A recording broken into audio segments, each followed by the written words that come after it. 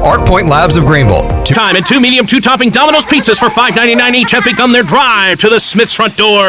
That's a GPS-enabled custom delivery alert, folks. The newest improvement to the Domino's tracker saying Domino's will be there in 2 minutes. They're calling it audible. Bath time's now rinse time. They've got 1 kid dry, 2 kids dry. The pizzas are here. They made it to the door. The kids are clean enough. The new Domino's tracker with GPS worked again. 2-item minimum. Pan pizza will be extra. Ask for this limited time offer. Prices, participation, delivery area, and charges may vary. Let's turn a trip to the branch into a tap on your phone. Let's hit pause on a lost debit card without hitting pause on life. That's how First National Bank is redefining convenience with a top-rated mobile app that puts more security and control at your fingertips and friendly people to help you succeed right by your side. Let's get started at fnb-online.com or your local First National Bank. FNB member FDIC.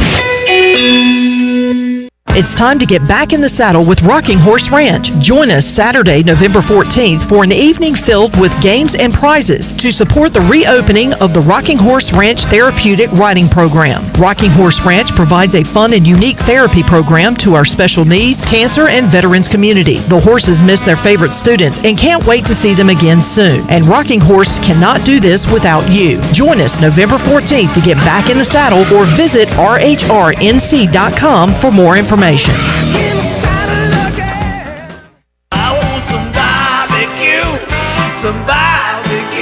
While you're sleeping, our whole hogs are slow cooking over wood to create that bite that Eastern North Carolina is known for. I'm Sam Jones, and for more than 3 generations, my folks have been the torchbearers for what whole hog barbecue is supposed to be. At Sam Jones, you'll find plenty of smoke, but no mirrors. Everything, and I mean everything, is made fresh daily, including our sides, sweets, and sauces. Come on over and see us at Sam Jones Barbecue, and I bet you'll be able to taste our passion in just one bite. Sam Jones Barbecue, Fire Tower Road. This is Pirate Radio, WGHB Farmville, 1250 and 92.7 FM Greenville, WDLX Washington, 930 and 104.1 FM Washington. Welcome to Pirate Radio Live. You can paint this with purple. Now live from the Pirate Radio studios in the heart of the Pirate Nation, here is your host, Clip Brock. Hello everyone, welcome in to Pirate Radio Live. Clip Brock here with you on a Thursday on Pirate Radio 92.7 FM in Greenville, 104.1 in Washington. We are on YouTube Live. Got some in-studio guests coming up later on, season opener. We're getting closer, folks. Next Saturday, September 26th, noon kickoff against UCF. Our pregame coverage will begin at 8 a.m. on Saturday, September 26th. We will talk Pirates Knights. We will make some picks, including UCF and Georgia Tech. What will the Knights look like this weekend? We'll talk about that with Igoe. We've got a ton of fantasy football week 2 start-sit questions, so a lot to go with Igoe. In hour number 2, Troy D going to join me at the Pirate Radio studios coming up in hour number 3. Later on this hour, we'll talk more about those Knights with Marc Daniels, the play-by-play voice of UCF. He'll join us at 3:30. And the big man on campus, Jeff Nadu, going to join us in just a little bit to talk about tonight's game, the Battle of Ohio, which you can hear here on Pirate Radio, Browns and Bengals, and look at the weekend action as well. But first, we'll kick it off with Shirley Rhodes and Brian North, because we go to Shirley at our news desk. So do you have any items that Brian North and I should discuss, Shirley? What's the news of the day?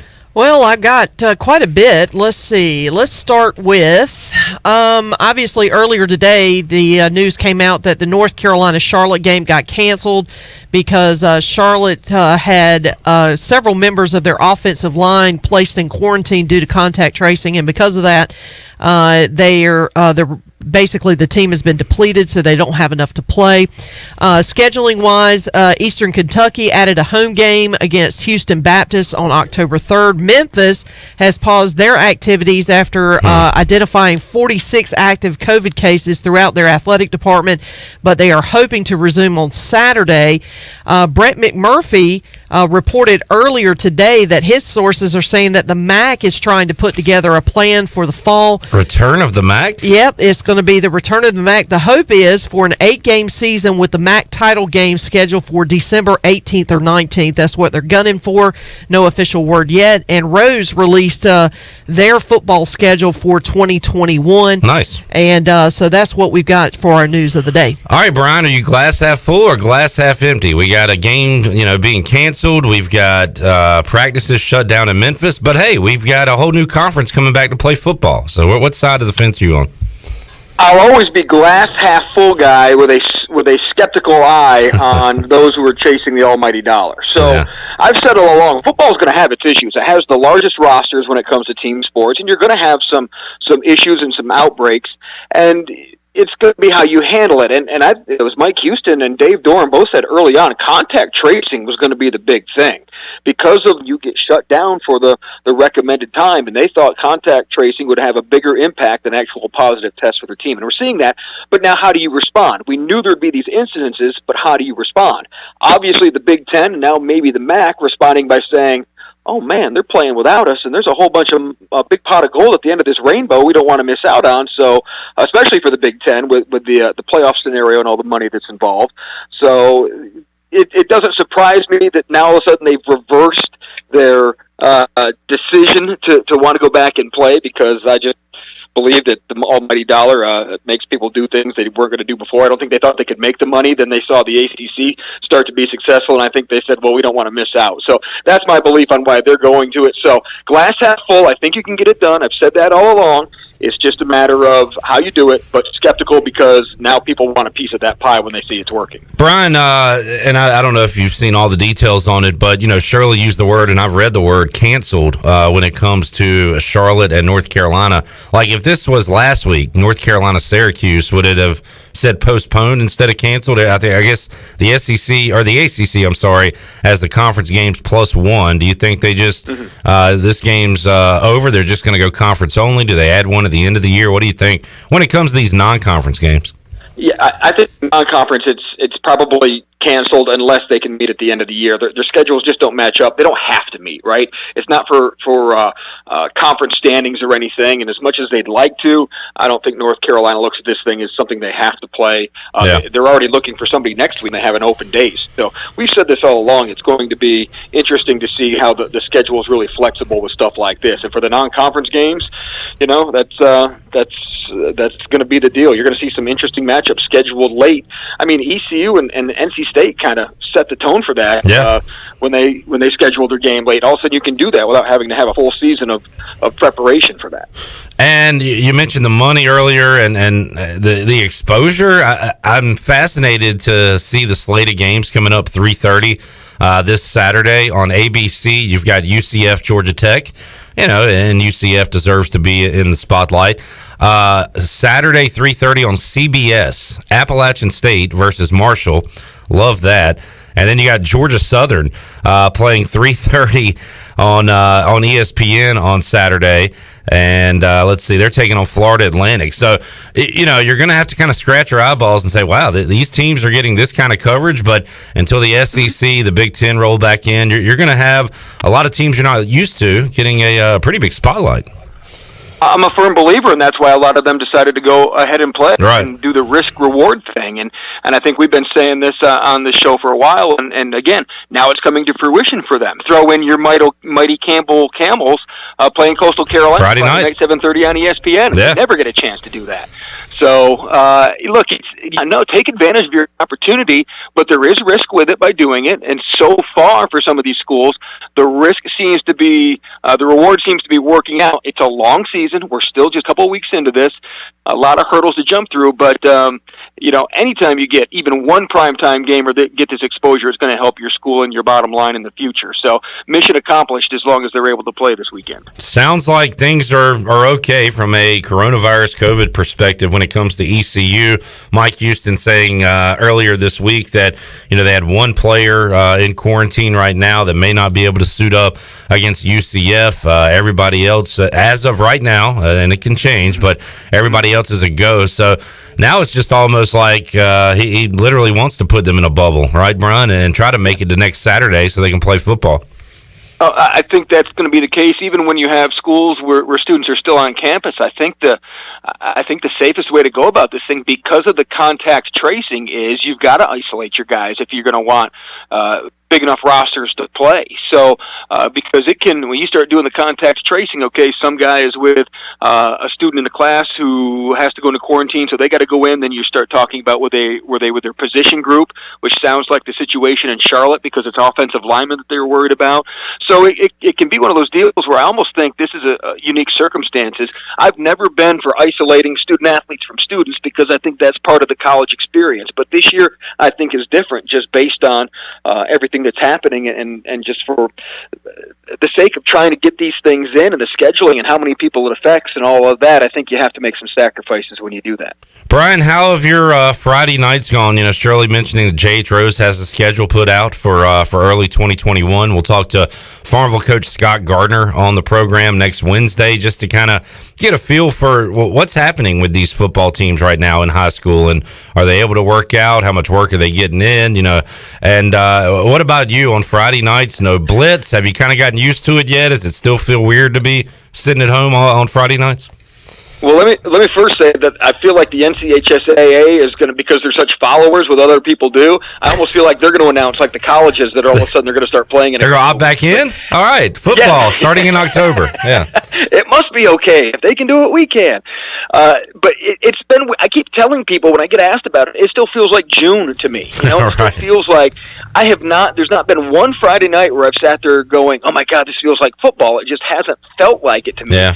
And a lot of that has had to do with football and ECU starting even later, so I haven't even really been into that football rhythm. So there's been, somebody tweeted at me like the second week of the year, I was just chilling at home on a Friday, wasn't even thinking about it, and like, we should be handing out the mullet bucket in Carter River County right now, and that kind of hit me a little bit.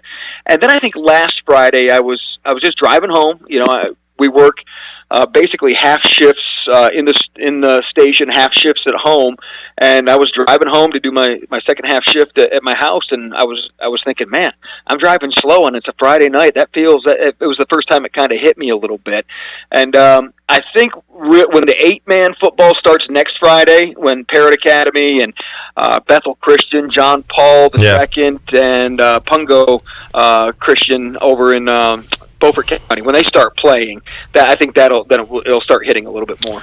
Brian North joining us on the Fixed NC Live line as I look at Ellerby holding a giant cardboard cutout of DJ Moore. We'll start talking about the Panthers. North, the Panthers, hey, look, very rarely do I say something's going to happen, and it happens in a sporting event. And not a lot of defense, whole lot of points, entertaining football game.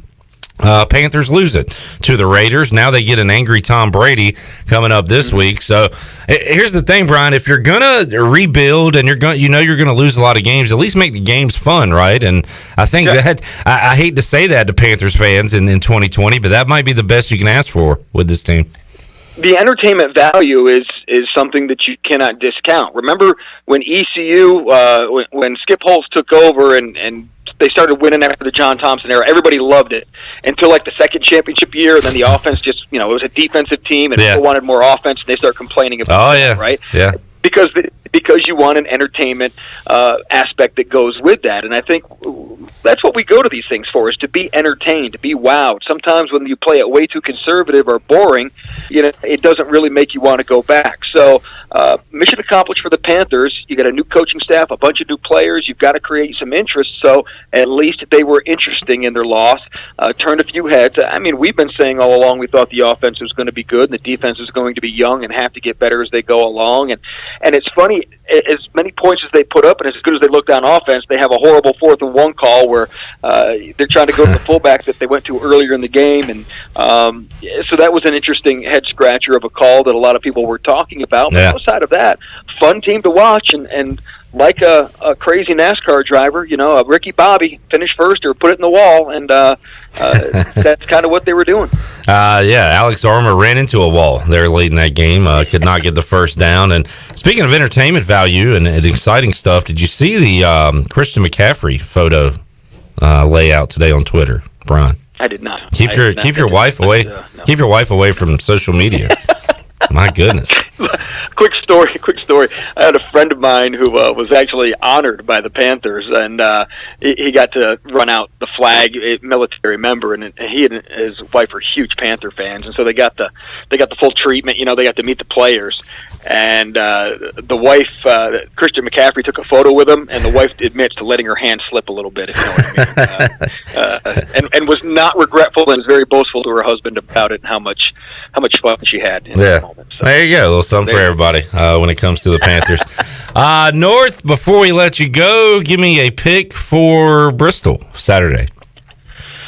Man, well, shoot, Denny Hamlin didn't come through last week. I don't know what happened there, so that means he's got to win this week. I guess that's right. Finally had a non-Harvick Hamlin winner, and this will be fun on Saturday night, right? This is the last cutoff before they advance to the next stage in the playoffs, so we already see some pretty fun, aggressive racing in Bristol, and maybe that'll add it up a tick or two.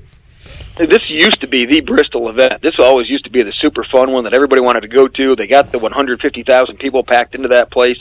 It certainly is tailed off through the years, but it's still always fun racing to watch. It's I always say you put 40 stock cars in a blender and push puree. There's going to be a lot of banging and a lot of angry people usually by the end of the race, and that makes for fun entertainment. North, always enjoy the chat, man. Have a great rest of your week. Good weekend, and we will be previewing ECU football by the time we talk next week. Yeah, that's good. I've actually been trying to clean up my closet this week. Great motivation for fat guys. Try on old suits that used to fit really well. And then, you kind of want to get back to wearing those things again. So that's what I've been doing on this rainy day, waiting for football around here to start. You really want motivation, wear one on the air on WCTI 12, and we can comment on it. The ones I wear probably aren't much better. So, it's I probably am already getting that motivation. It just hasn't translated yet. North, always enjoy, man. Have a good one. All right, see you, Clippy. There's Brian North joining us on the Fixed NC Live Line, talking about what's going on in the world of sports. Big weekend of football on tap. It begins tonight right here on Pirate Radio with Bengals and Browns. We'll talk college football, NFL now, with the big man on campus who joins us on the Fixed NC Live Line, Jeff Nadu. And Jeff, how you doing, bud? Pretty good, Clip. How are you? Hey, doing great. Starting to feel a little more normal in the sports world. The Big Ten opting back in. We got a lot of football coming up this weekend. The action begins tonight. It's the Battle of Ohio right here on Pirate Radio. And, boy, Jeff, I don't know if I'm confident taking the Bengals or the Browns in any scenario right now, but it's a 6-point line. Browns by 6, total 43.5. Any interest on either side in this game tonight? Yeah, I'm kind of feeling the Browns in this spot. I think week 2 is a fascinating week because you can kind of figure out what teams, generally when a team plays poorly in week 1, you generally expect them to bounce back. Now, for the Cleveland Browns, that's not always something you want to rely on. The Browns sometimes always are usually the Browns, but betting is obviously showing you that some of the money coming in is backing Cleveland. Let's be honest. I mean, Cincinnati didn't play particularly well either. The LA Chargers are not a great football team. If the Bengals have any sort of kicker, that game's a lot different. So, I'm willing to think that the Bengals coming back here. I thought they're kind of I feel like they are what they are. I think Joe Burrow will take some time and will struggle a little bit. The big thing for me though in this game is it's pretty clear that when Kevin Stefanski was at Minnesota, he was a run-heavy coach. He loved to run the football with Dalvin Cook and others.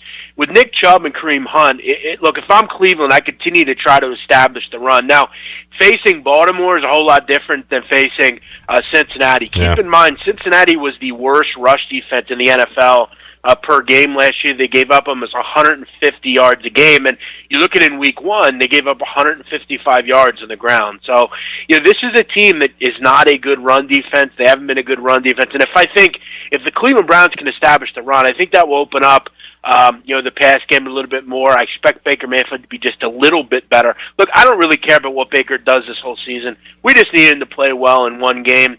If I can get 5.5, 6, I think there is a little bit of value on the Browns. And keep in mind, Clip, how many points are the Browns going to grab, and the Bengals are going to leave on the field with the kicking game and that sort of thing. We saw what it did to Tennessee the other night. So I kind of lean Browns here. I think they get the job done, win by double digits. That's an 0-1 and 0-1 matchup, and there are two of those other ones of those, Jeff, that are fascinating to me. You don't want to get in that 0-2 hole, and yeah, you can dig yourself out, but man, it's a tough climb, and you've got, I think, 4 teams with at least some expectations and some high expectations heading into the year.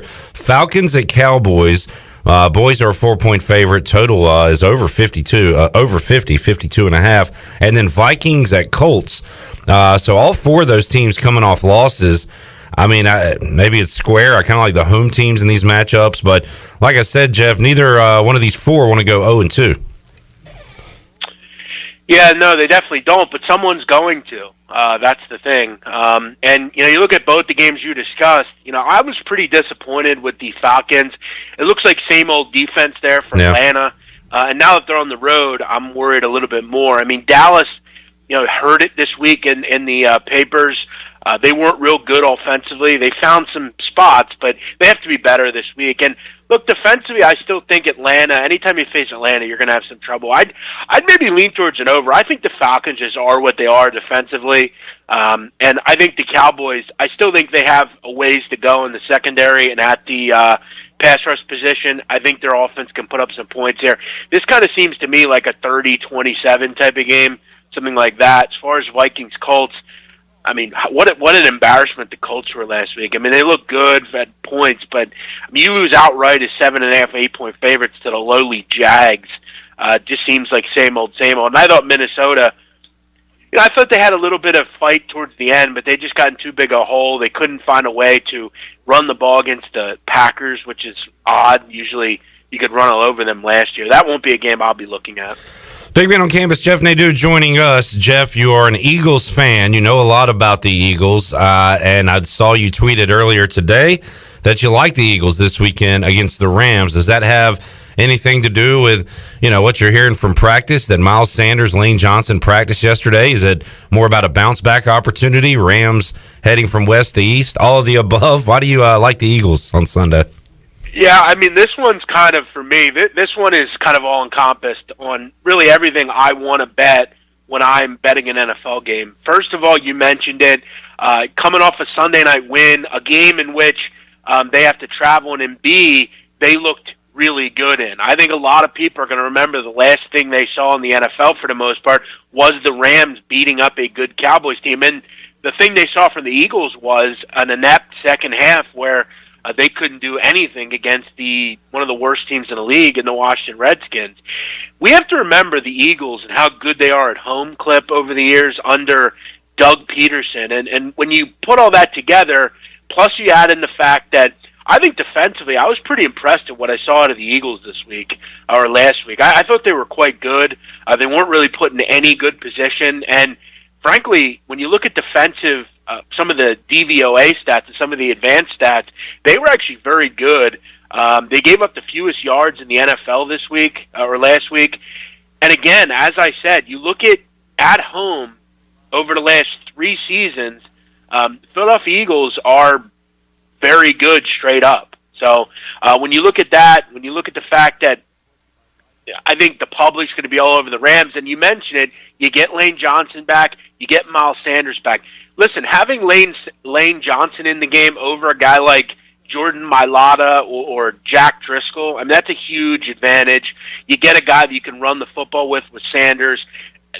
Getting those kind of guys back, Brandon Graham's back this week.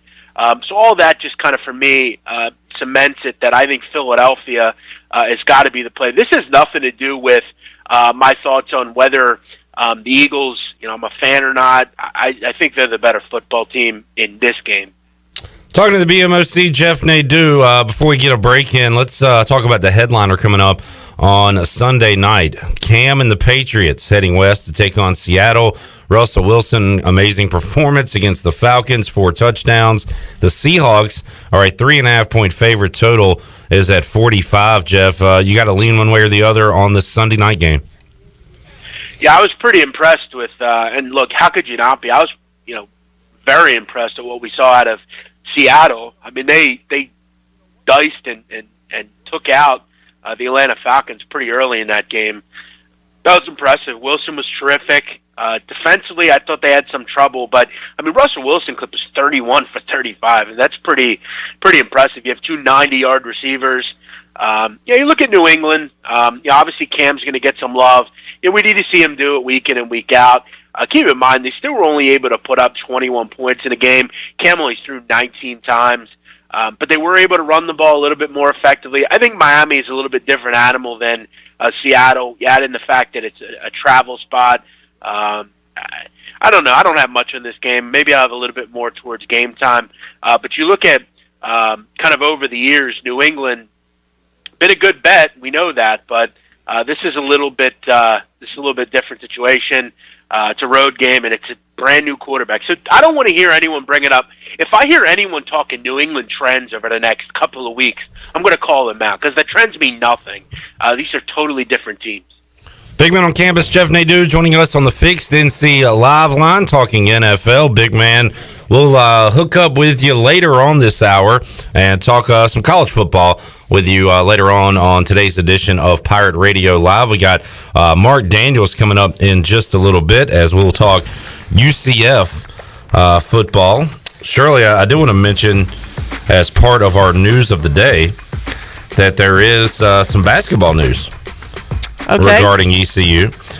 John Rothstein, this is September, says that the Gulf Coast Showcase is planning to be held November 25th through through November 27th. That'd be Vermont and the East Carolina Pirates. So you said yesterday that is it a tentative plan or is it a plan that the games will begin on the 25th of November? And Rothstein also tweeted out just a little while ago that the ACC has decided that they will play at least 2 non-conference basketball games. Yeah, and we'll talk to Igoe. I was reading on Hoist the Colors, and I don't know if he was speculating or what, but I think he's in this tournament here, so we'll talk to Igoe about that later. But starting, as you pointed out to me, I said maybe it's down in Orlando. And you said, or it could be South Dakota. Yep. Because back when we return, we'll talk to the voice of the UCF Knights. Marc Daniels joins us on the other side after this.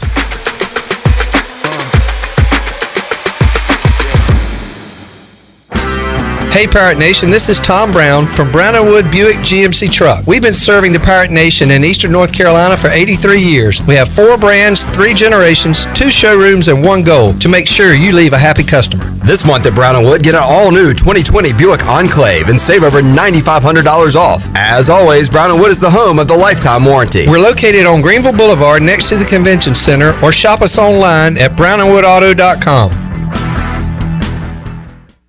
Get your ice cold Bud Light Seltzer here. Even though you can't go to the game, doesn't mean the game can't be brought to you now here. Just go to budlight.com/delivery. That's budlight.com/delivery. Give me 2 mangoes. Coming at you. It's a little short. Ow. Sorry. You know what? I'm just going to walk them over to you. Whenever there's a game to watch, there's a Bud Light there. Enjoy responsibly. Anheuser-Busch, Bud Light Beer, and Bud Light Seltzer. IRC Beer in Texas, St. Louis, Missouri. UBE and PirateWear.com are proud to offer the Pirate Nation its largest inventory ever. Brand new Adidas is arriving daily, along with Under Armour, Columbia, and Russell Athletic. UBE is loaded with cargo, and new items are being added daily to PirateWear.com. Be sure to check out our children's store, The Crow's Nest, for all of your young pirates. UBE and PirateWear.com, an ECU tradition for 50 years. Go Pirates!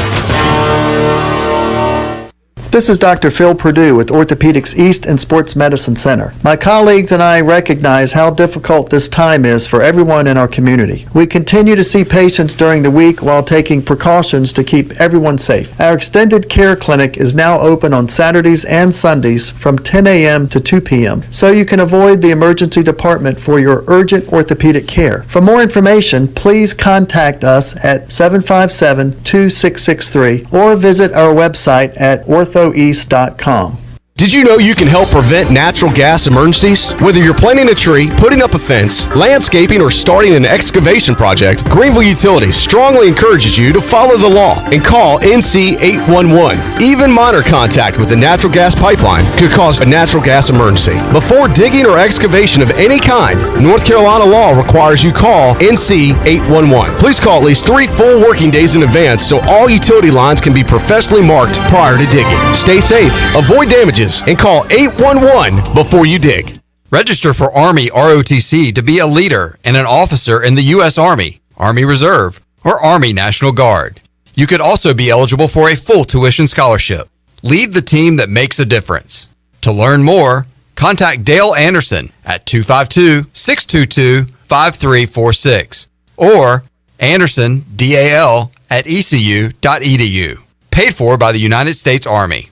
White Claw Hard Seltzer. Discover a new wave of refreshment. Crafted using seltzer water, 5% alcohol, and a hint of fruit. Available in 5 fruit flavors, 2 grams of carbs, gluten-free, and 100 calories. Find it at whiteclaw.com. White Claw Hard Seltzer. Nothing tastes quite like it. Please drink responsibly. Hard seltzer with natural flavors. White Claw Seltzer Works, 2019 Chicago. Visit whiteclaw.com for full nutritional information. Hey Pirate fans, the Papa John's menu has grown again with the all-new grilled buffalo chicken papadilla. The papadillas are part sandwich, part pizza, and are only $6. Choose from the all-new grilled buffalo chicken, Philly cheesesteak, Italian, pepper are only $13.99. Place your order today online at papajohns.com and sign up for Papa Rewards. Papa John's, the official pizza of the ECU Pirates.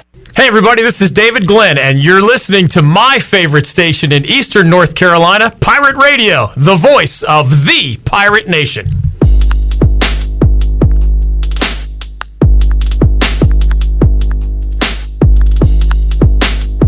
You're listening to Hour 1 of Pirate Radio Live. Now, Possibly. Bud Light, the official beer of the ECU Pirates, and proudly distributed by Carolina Eagle Distributing since 1989. Now let's head back into Pirate Radio Live. Here's your host, Clip Rock. All right, Shirley Rhodes, the wait is almost over, but still another week to go before ECU kicks it off. Excitement time! It is excitement time, Mike Houston. It'll be really exciting this time next week as we get ready for a September 26th kickoff against the UCF Knights. It'll be in Dowdy-Ficklin Stadium. The Knights will get a bit of a head start. They'll be in action coming up this Saturday, 3:30, when they take on the 1-0 Ramblin' Wreck of Georgia Tech. We'll talk. Appreciate your time as always, Mark. And my question is UCF ready to go for Saturday? And that can mean a lot of different things. Are they ready to go from a health, COVID standpoint? Are they ready to go? Do they get enough work in this offseason with enough players to be ready to go for Saturday? What's your feeling on that as we're a couple days away from kickoff? Well, I don't think any team in a normal off season leading up to starting a year, but UCF is ready to go. Finished up the practice this morning. We'll have just a brief walkthrough tomorrow before they head up to Atlanta, and football team's anxious, excited to finally play a football game. Have worked hard to get here, as all schools have, to go through the proper protocol and testing, and they'll get their third test of the week tomorrow, and hopefully be all set to play on Saturday. Looking forward to seeing what Dylan Gabriel's got. Saturday will likely not play at the beginning of this season, but, man, it is awesome just to see that that's even being talked about, that he could be able to play at some point in 2020. Darrell Mack opts out, Mark. So what does the quarterback room look like behind Dylan Gabriel, at least for Saturday and early on this season? Just as anybody would touchdown. Only through 3-bit camp because he's had to get more reps to be the number 2 quarterback, and then there's 2 freshmen behind Dylan. So protecting Dylan's going to be very important. But Quadri, I think, has put himself in a position that should he need to play, and when he does play, have the opportunity to play well. Very well-respected player. McKenzie continues to progress. The fact that we're talking about him doing football activities is a great story. There's no reason or need to have a deadline that if, such date passes, he could or could not play. UCF hasn't even gone down that path yet. He works out in non-contact drills, with the quarterbacks in the right situation, and continues to progress in his rehab. The thought about playing and when that is somewhere down the line that UCF isn't concerning themselves with, but he's been incredible in now almost 2 years of recovery. Yeah, that is a fantastic story, and great that he is able to work out in non-contact drills right now. Talking to Marc Daniels, the play-by-play voice for the UCF Knights. Mark, the Pirates will get a look at the Knights this week. The Knights got a look at Georgia Tech last week as they go on the road, beat Florida State. An ugly game. The young quarterback for Georgia Tech, very exciting though, Jeff Sims. What did you think when you looked at that matchup last week, and your thoughts on Georgia Tech heading into Saturday? Well, I mean, there's an advantage, I think, in some ways for a team that plays, in the sense that, even in a non-COVID world, duplicating the actual game contact and practice sometimes is hard, and then I think everybody probably limited their contact during whatever fall camp was. So them having a game under their belt, playing at that speed, may be an advantage for them. The other side is UCF had a chance to watch Georgia Tech, and Georgia Tech doesn't have anything on UCF for this year. I don't know if probably that happens in the course of the year, and it even itself out 50-50. Jeff Collins, who was a one-time assistant at UCF years ago, was at Temple when he took over from Matt Rule. All of us, the American know Temple has probably been one of the more physical teams, building a tough defense. I think Jeff had a really challenging job when he took over at Georgia Tech for Paul Johnson, because he had so many offensive players that didn't fit what he wanted to do. In fact, they've got a number of those guys now playing defense and running back. But Jeff's done a good job recruiting for a couple of years, and I think you can see he's built up his defense to be kind of big and physical. Jeff Sims, the quarterback, is the nephew of a wide receiver that played at UCF years ago, Mike Sims-Walker. Oh, yeah. A talented player who committed to Florida State, and, when the coaching change happened there, was a great pickup for Georgia Tech. And he certainly played well at moments, had a couple of mistakes, but that's to be expected. It was not the prettiest football game. I think, we all know Mike Norvell's a good coach. It's going to take more than just a coaching hire to change some things at Florida State. After their opening drive, they really looked at a sink offensively. Their line continues to struggle. Their quarterback play's been inconsistent. But clearly for Georgia Tech, a confidence-building game to go on the road and win there. And I'm sure they feel like they're in a good spot going home, and I'm sure they're excited about the opportunity to play UCF as well. Vegas giving UCF some respect. They are the favorite heading into this game against Georgia Tech. And, we always, anytime UCF takes the field, Mark, we expect the Knights to roll up a lot of points. How about the defensive side of the ball in 2020, and what do the prospects look like for the Knights defense this season? Well, I'll start with what I thought was a bold, overinflated headline of a story that people still are running with, this perception that the opt-outs have overwhelmed UCF, and it's a little ridiculous. UCF had 10 players at one point choose to opt out. A few of those, and I say at least a couple, they opt back in. But of the 10 that did, Darryl Mack, who was the backup quarterback, Darryl chose to opt out. Dylan Gabriel is the starter there. Tay Gallen is a returning starter at cornerback who was already invited to the Senior Bowl.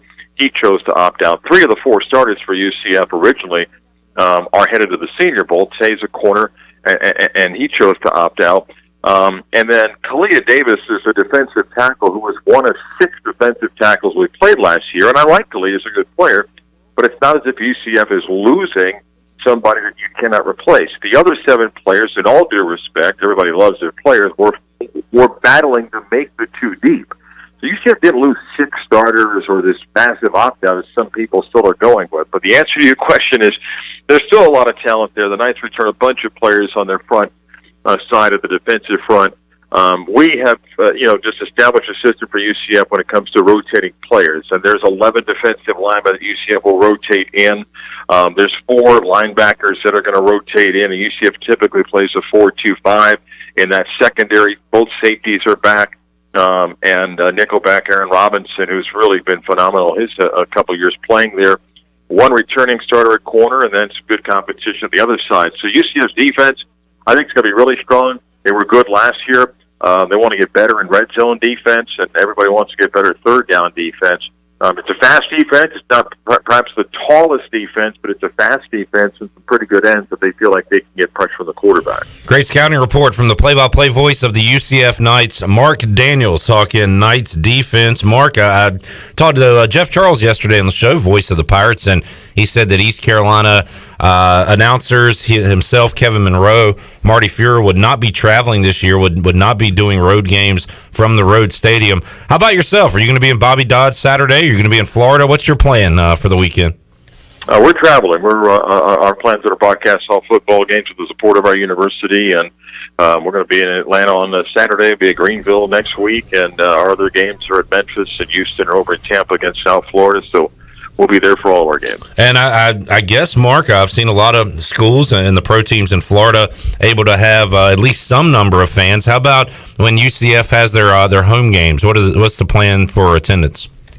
Our capacity has been approved at 25%, so for a 45,000 seat stadium, it's just over 11,000 of that. Now 3,000 will go to students, and the rest are season ticket holders. And then what is available then to the public, which those are gone already. And look, everybody's suffering from this. The Knights had planned on 7 home games this year, including an opening game that Labor Day weekend against North Carolina.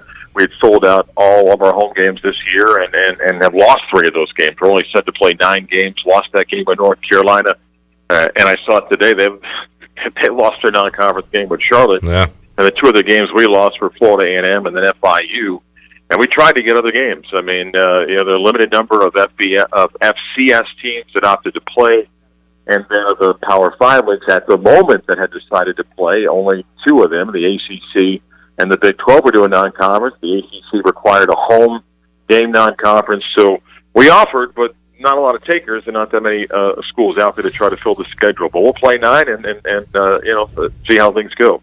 And finally, Mark, how about the football you've watched so far? I mean, there's obvious differences with, not a full house, not a full capacity of fans. There's other glaring things that are different from what we've seen in football from the past. But how about you? Does it feel normal at all when you've watched these football games so far?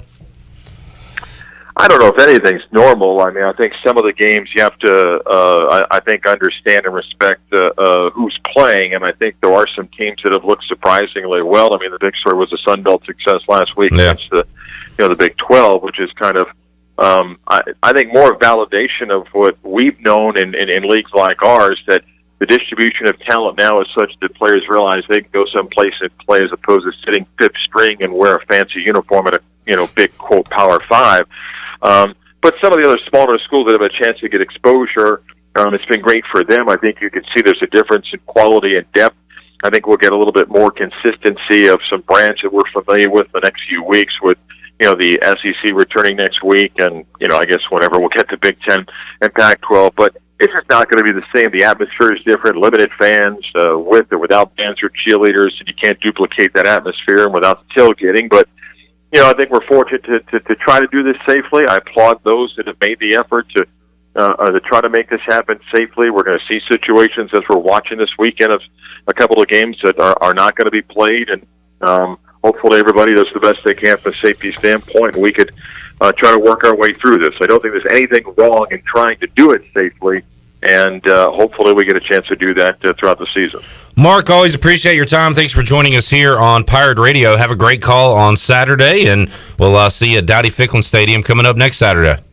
All right, guys. Thank you. Thank you. There's Marc Daniels. He's the play-by-play voice of the UCF Knights, joining us on Pirate Radio Live. Knights Yellow Jackets coming up 3:30 on Saturday. One of the... I'd put that up there with Miami-Louisville as probably the best games on paper going into this college football Saturday. All right, let's take a timeout. We'll come back. We'll talk more college football. We'll go back out to the Fixed NC Live line, visit once again with the big man on campus, see what he likes regarding college football coming up this Saturday. That's on the way on Pirate Radio Live. We're back with you after this.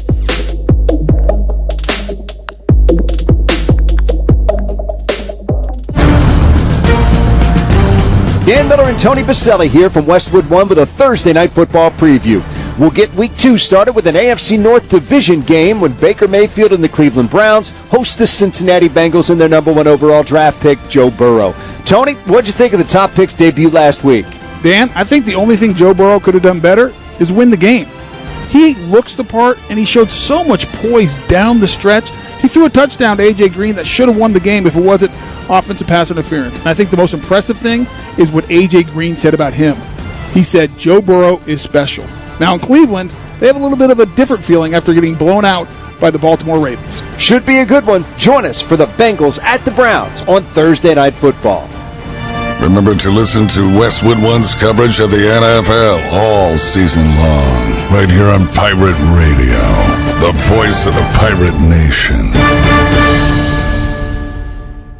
Hey, frequent heartburn may keep you from running your A game, but it doesn't have to anymore. Join the Prilosec OTC 2-week challenge. Just go to prilosecotc.com. You'll get $3 off to get you started, plus 14 days of tips, tricks, and reminders. Just 2 weeks, zero heartburn. Go to prilosecotc.com and sign up today. Zero heartburn is possible with Prilosec OTC. Use as directed for 14 days to treat frequent heartburn, not for immediate relief. Napa know-how. Get all the quality parts you need at your locally owned Napa. Because right now, when you order from Napa online, you can pick up curbside at your local store in just 30 minutes. Or get your order delivered direct to your door with free one-day shipping on over 160,000 quality parts when you spend $35 or more. Quality parts delivered quickly and safely. That's Napa know-how. Napa know-how. At participating stores, standard ground shipping and exclusions apply. At US Cellular, we speak fair. When we say you don't have to pay activation fees, we mean it. Plus, right now when you switch, you also get $700 toward the latest phones. Yep, we mean that too. Upgrade to fair with US Cellular. Promotional pricing requires an unlimited everyday or even better plan. New line port and credit approval. Qualified smartphone purchase and comes via monthly bill credit on a 30-month RIC. Taxes, fees, and additional restrictions apply. Does the idea of going to your local U.S. Cellular store make you feel a bit uncomfortable? Tired of the hassle of waiting and wearing a mask? Let Toby Williams and his outside sales team take away that worry. They will come right to your home or office and drop your phone off on the porch or at the front desk for you. Saving you time and worry is what the team at Cellular Warehouse is all about. Call Toby today at 252-799-7051 and let them help you with all of your wireless needs. Cellular Warehouse, your local U.S. Cellular authorized agent. If you are push mowing your yard using an inefficient lawn tractor or your current zero-turn spends more time in the shop than mowing your grass, it's time you look at a Hustler zero-turn lawnmower. Residential mowers from Hustler are built like tanks and drive like sports cars. All Hustler mowers have fabricated, welded steel decks. Don't settle on cheap units with flimsy stamped decks from big box stores. Come see Ron Ayers Motorsports. It will guide you to the right mower for your property and your budget. Find us at Ron Ayers Motorsports, Highway 11 north of the airport in Greenville. Have you ever seen those exotic aquariums like the guys do in Las Vegas on television? You ever thought about having one of these aquariums in your business? It's more affordable than you think. This is Hal Pruitt with rentafishtank.com. We can make having an aquarium in your business turnkey with no work, cleaning, or hassles for you. Rentafishtank.com creates a relaxing atmosphere and keeps children occupied. Rentafishtank.com already services many dental, pediatric, and doctor offices, plus hospitals and senior living centers. Check us out at rentafishtank.com. This is Coach Donnie Kirkpatrick, Office Coordinator for ECU Football, and you're listening to Pirate Radio. You're listening to our... In Greenville, come and enjoy favorites like She Updates for Mexican food and fun. It's got to be Chico's for dine-in to get, or to go, I should say. And Clip, I got a couple of news items for you. All right. It has just been announced that the Virginia Tech game has now been rescheduled for December 12th, which means that will put the ACC title game on December 19th because it was previously December 12th or 19th. Okay. And multiple sources are reporting that Jackson State is planning to name Deion Sanders their new head football coach, and it looks like that announcement will be officially made on Monday at 10 a.m. They have a press conference scheduled for that time frame. That guy from Barstool Sports? Yep. Wow. Didn't last long, did it? Yeah. No, good for prime time. That'll be interesting. He'll be a hell of a recruiter. I know that much. What's up, big dog? So, ironically, earlier this morning, Deion was at Really? Yeah. Was it a bit? It could have been a bit. It's probably a bit. Is it a bit? Is this a bit? Is taking the job a bit? I mean, there's a lot of questionable stuff here. Are we being worked into a shoot? Yeah, everything's wrestling, Glenn. So I don't know what to believe in this world. Glenn, Heat money line tonight, right? Yeah. They have not lost in. Just don't make that thing on. I'm not Kemba doing the Walker. Kemba bet. Kemba stinks right now. Prop bets, they're not hidden. Yeah. He came up big last game, but he, especially from the three-point line, has really struggled. All right, let's tell you what. Let's get the big man back on and talk some college football. The BMOC, Jeff Nadu, rejoins us once again here on Pirate Radio Live. Let's talk college football, Jeff. And you've got, how about this? Don't adjust your TV sets coming up. On Saturday on CBS, you got Marshall App State on ABC. We talked about UCF, Georgia Tech. Marshall App State, it sounds like a lot of points to me on Saturday, big man. Yeah, that is an interesting game. You look at App State, last week I actually did play Charlotte in that game against the Mountaineers. They were able to get inside the number, just kind of head inside the number. But this is a different animal this week. But see, here's my issue with Marshall. Look, you don't have much you can take out of game one. They played Eastern Kentucky. I'm not willing to really hold on to much there. I know the young quarterback played well for the Marshall Thundering Herd. But, Grant Wells, again, you should be able to move the ball against Eastern Kentucky. App State's a little bit different animal here. Throw in the fact that, it's just a different opponent in all levels. It's tough to lay points in the road, though. This game comes down to kind of a coin flippy for me. You say a lot of points. I'm going to go the other way, though. Marshall, they're not a team generally that's real high scoring. Generally, they have a pretty good defense. And both teams are usually very solid on the defensive end. Plus, you throw in a quarterback that I don't really know how good he is, just with the opponent in week one. So I'm going to kind of say this is probably first to 30 wins. And if that happens, I'm going to lean under the total. Plus, this total clip was 59.5 earlier today and yesterday. It's ticked down to 58.5. So you could have maybe some weather concerns. I know that hurricane or that tropical storm's moving around. I got to look at the track, but I'm going to lean under in this football game. Jeff, let me throw out a couple of ACC matchups to you. I think the most people will probably gravitate towards ABC 7:30 and watch Miami and Louisville. Folks in state here might be interested in Wake Forest, NC State. Wake Forest coming off the loss to Clemson. This will be the Wolfpack's first game. So how about those two matchups, Jeff? Anything you like out of those two? Yeah, Miami Louisville is going to be a fun game. I got to be honest, though, I wasn't real impressed at what we saw at Miami. A lot of people didn't watch that game because there was an NFL game on, but, I didn't love what I saw out of them. UAB, there's a good defense. Derek King at times looked pretty good.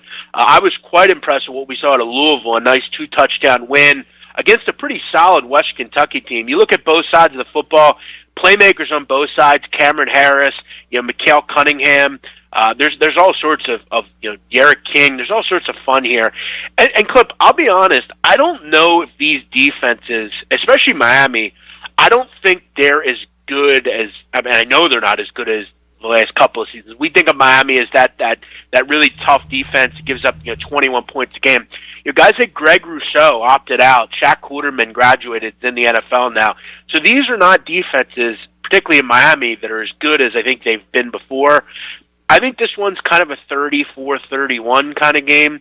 I'm going to look at maybe seeing where this total goes. If I can get a total in this game that comes down a little bit, where it kind of comes off that, let's say 64-ish type of number, 64.5. If I can get like a 61.5, 62, maybe we see a knockdown here. I'm going to look to maybe jump on an over here. One other game, and I'm sure you'll ask about one other one or two, but real quick, two games I personally have my eye on.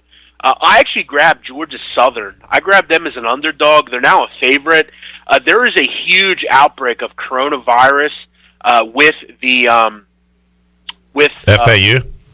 FAU, yeah. We have a big. This number, Clip, has plummeted. This was a 7-point number for Florida Atlantic Sunday. This number's plummeted. Sharps were in on this one quick.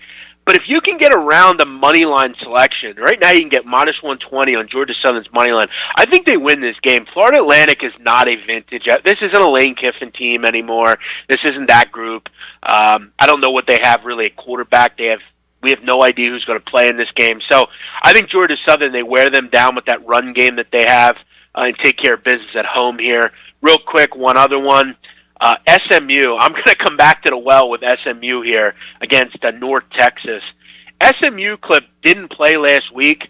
They were off. They had that kind of a little respite here after the debacle against Texas State. I think they make some adjustments here. It's 2 straight road games for them. I think they're more prepared in this game. And this is not a vintage North Texas team. Mason Fine is gone. That group struggled mightily with, I know the score won't say it, but that Houston Baptist team, Clip, I've watched both of their games. They're a pretty solid football team. They gave them some real trouble. They just couldn't score the football in the red zone at certain points. But North Texas is not the same group from them. I think SMU comes in and has some success this time out. Total of that game I'm seeing at 68.5. So a lot of points planning to be put up, and hopefully a lot of those by the Mustangs. Big man, we'll let you run. You got any plans this weekend? Anything going on we should know about? Yeah. I do. I'll be doing some stuff with the Barstool on Sunday, I believe. It's still up in the air because of certain people not being able to make decisions involving that. But I believe I'll be on Sunday, as far as I know, for the NFL card. I'll be there watching the Eagles game with the boys, which should be fun. If you've ever, none of you have ever really seen me watch a full game. I take it pretty hard. So we'll be watching it. We'll have some fun. I'll tweet out all the links and stuff. So. That should be fun on Sunday for the NFL. I love, and I was upset week 1 NFL that there was no streaming going on because I love watching Big Cat and the guys and the commentary and watching people that have bet their hard-earned money on games and either see the celebration or the soul-crushing defeat. So I'll definitely be locked in this weekend, Jeff, and on Sunday. And also, man, I don't know why I'm so fascinated at the is it a rivalry? Is it a war? Whatever you have going on with a member of Barstool. Well, it's not really a rivalry. I mean, when someone's obsessed with you the way he is with me, I mean, he literally has changed his entire shtick because of me. He shows his face now because of me. He is threatened by everything I do. I'm better at everything than him. I'm a better handicapper. I'm funnier. Everything I do is better than him. And if you notice, he always paints me as this like guy swinging up to him when anytime I'm brought up, he cowers and runs away. It's really pawnage at the easiest level. I mean, he's just deathly afraid of me, and he won't be on streams with me, and he knows better because it wouldn't be good for him if he was. For folks that know and know Barstool, you know what we're talking about. If not, I don't know. Maybe just Google Rico and Big Man and see what pops up. Clip. I'm making this very clear. Yeah. This is not shtick. I don't like the guy. He doesn't like me. And he's deathly afraid of me, and it's been pretty obvious in everything we do. He literally switches everything up just for me, and he's so concerned about having me overshadow him that he just chooses not to be around me. Well, seriously though, Jeff, congrats to you, man. I know you've kind of been working on this, and it looked like things were going in a pretty quick, fast, positive direction before the coronavirus hit. You were going to be a part of March Madness and everything, but glad you can jump on now, and we'll be watching you on Sunday, man, and I'm happy for you. Yeah, I appreciate it, man. I've, as you said, this has been a long odyssey for me.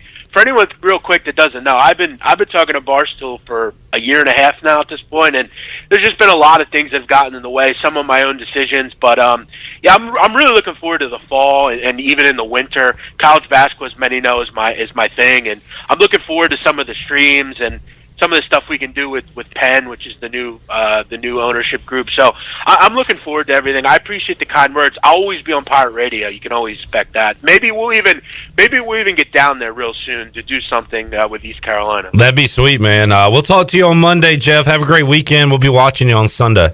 Thanks. Appreciate it, Clip. All right, the BMOC, Barstool's BMOC, joining us on the Fixed NC Live line today. I will be checking out Big Man and all the guys this weekend, and again, if you know what we're talking about, Glenn knows, and Glenn, we need to see a stream with Rico and Jeff Nadu to do together. That's the ultimate goal, right? It's kind of like when Sting and Hogan wouldn't touch for a few months. We got to get them together just to see what would happen. I almost feel like it's Sting and fake Sting. It's a great storyline. I mean, the writers at Barstool have done a great job. The whole thing with Rico not showing his face for such a long time really worked. Yeah. And then, you got the stories of Rico being wined and dined, which may or may not have happened. I love it, man. There's a whole backstory. There's a whole history. There's so much that Rico had the offer on the table for years, but Big Man had to work for it. Yeah. It's so much. There's so much lore to it. Yeah. Like you mentioned, last time, there's the whole article that lays out the timeline. Oh yeah, there is a great done by Tommy Smokes. Yeah, at Barstool. Google that if you're interested. Want to do some fun reading. All right, let's take a time out. We'll come back. Stephen Igoe is in the building. We will talk Pirate football, make a few picks, talk fantasy football, and more with Igoe. He'll also, we're trying to he might debut a new character, Stephen I. Smith, where he does uninformed NBA hot takes and screams. So Stephen I. Smith, we'll see if he joins us as well. We're back after this.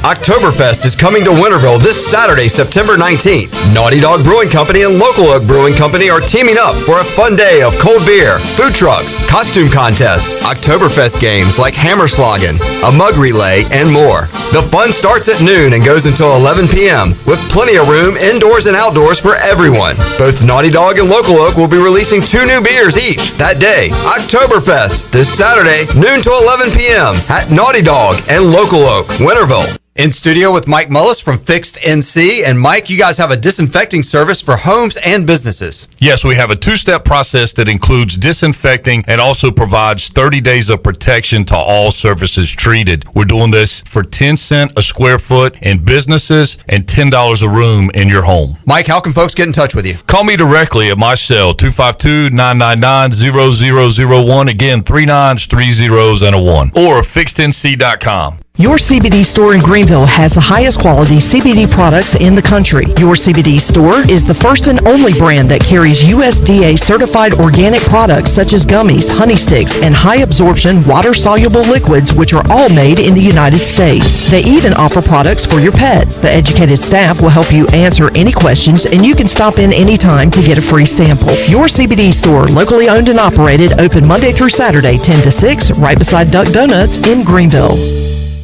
Do you think you might have been exposed to COVID-19? Maybe you're planning to visit parents, family, or friends. Arc Point Labs of Greenville offers same-day COVID-19 results. No referral needed. Same-day results available. Arc Point Labs of Greenville offers easy solutions to COVID-19 testing. Arc Point Labs of Greenville is located across from Vidant Hospital on Executive Circle behind Southern Bank. Call for an appointment or walk in. Arc Point Labs of Greenville, 215-5688 or arcpointlabs.com.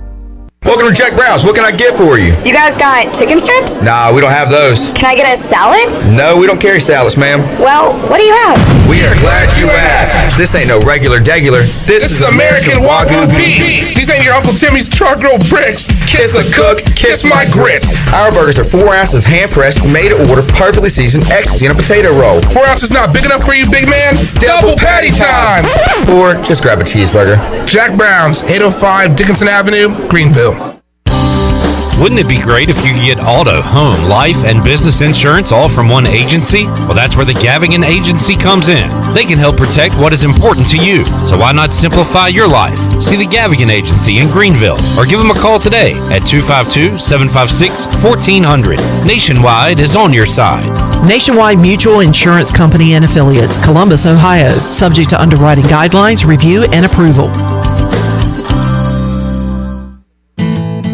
I'm Sam Jones, and for more than 3 generations, my folks have kept the fires burning for Eastern North Carolina Whole Hog Barbecue. At Sam Jones, you'll find our smokehouse pumping out wood-fired meats, cooked fresh every single day. There are no freezers at our place. Everything, and we mean everything, is made fresh daily, including our sides, sweets, and sauces. Stop in and see us, and I bet you'll be able to taste our passion in just one bite. At Sam Jones Barbecue, you'll find plenty of smoke, but no mirrors.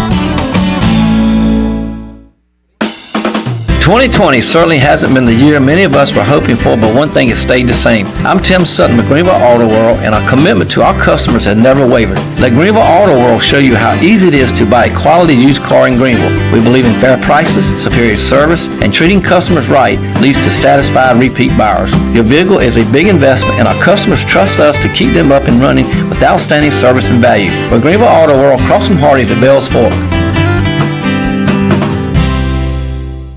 This is Pirate Radio, WGHB Farmville, W224EI Greenville, WDLX Washington, and W281CH Washington.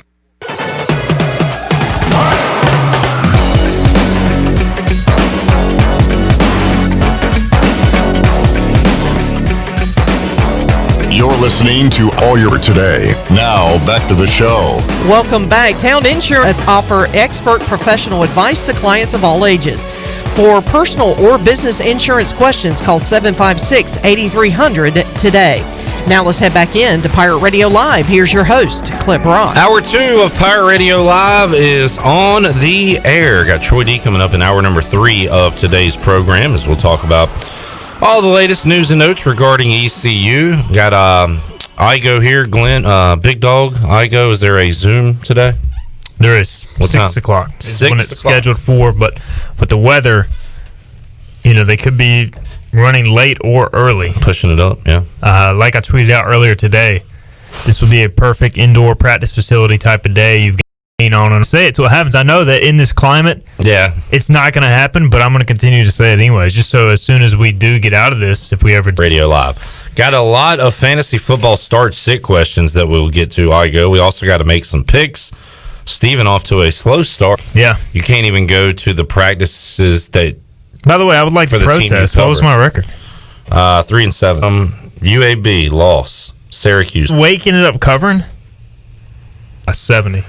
You turned it over. And Kansas football is just I know. because they were a Power 5 school. I know. And it's like, man, you realize they are probably the worst Power 5 school. He gets to go to Lawrence Joel and watch... yeah, he gets to watch basketball. Wait. Joe Doyle's going to be mad if we don't. What's Kansas's field house called?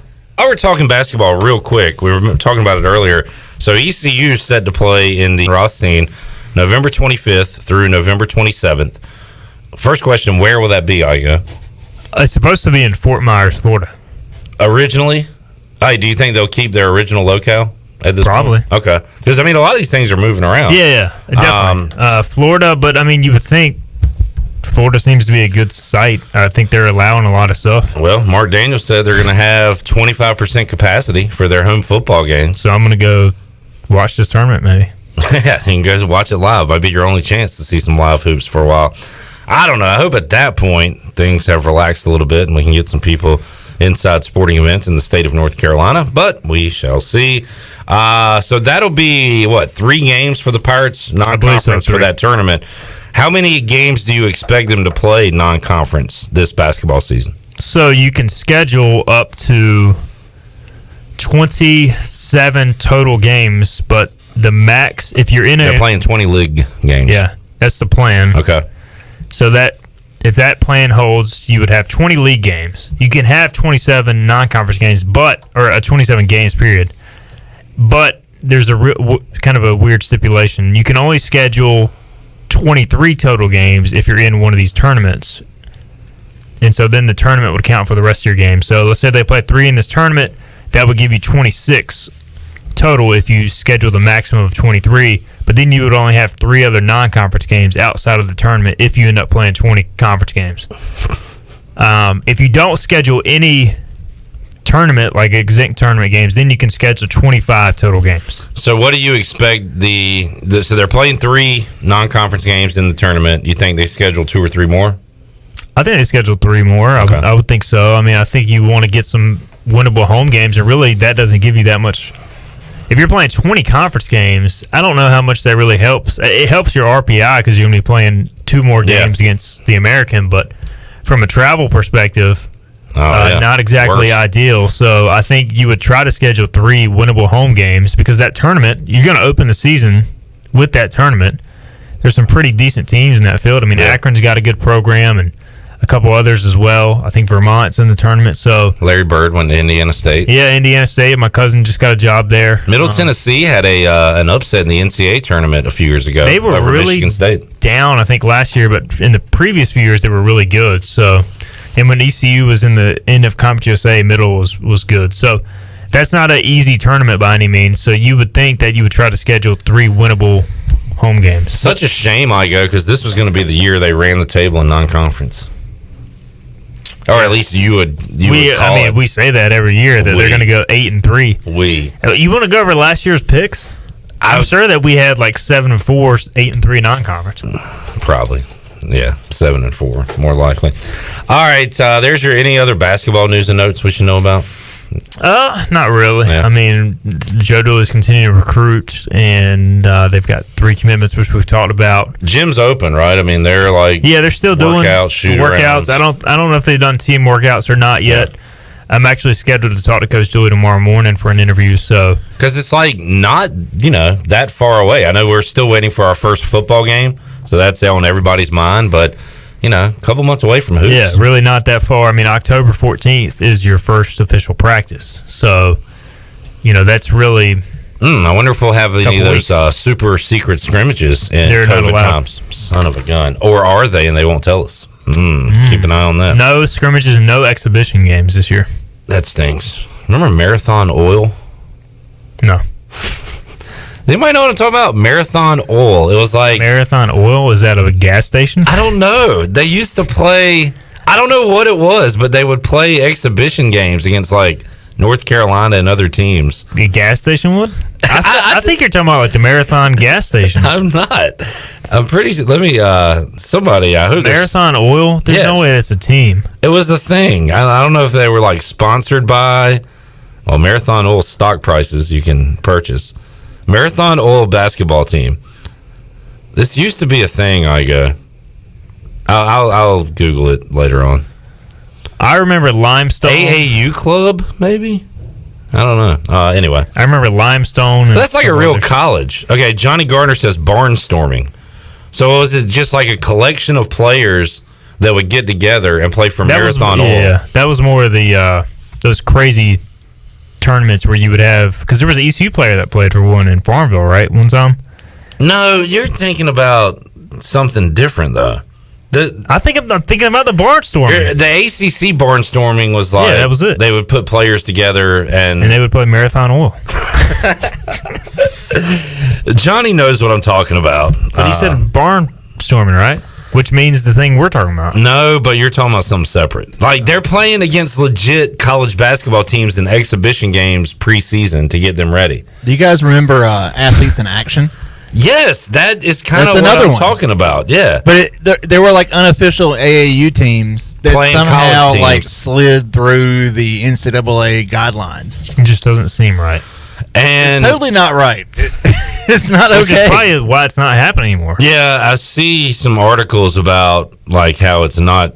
Barnstorming days are over. This was in 2004. This article is written. Wow, you really go. See, this is like pre-Bill Harrion almost. When I think Marathon Oil, I think about 90s, late 90s. Yeah, that was too early for me. After the season, Marathon Oil did the preseason exhibition.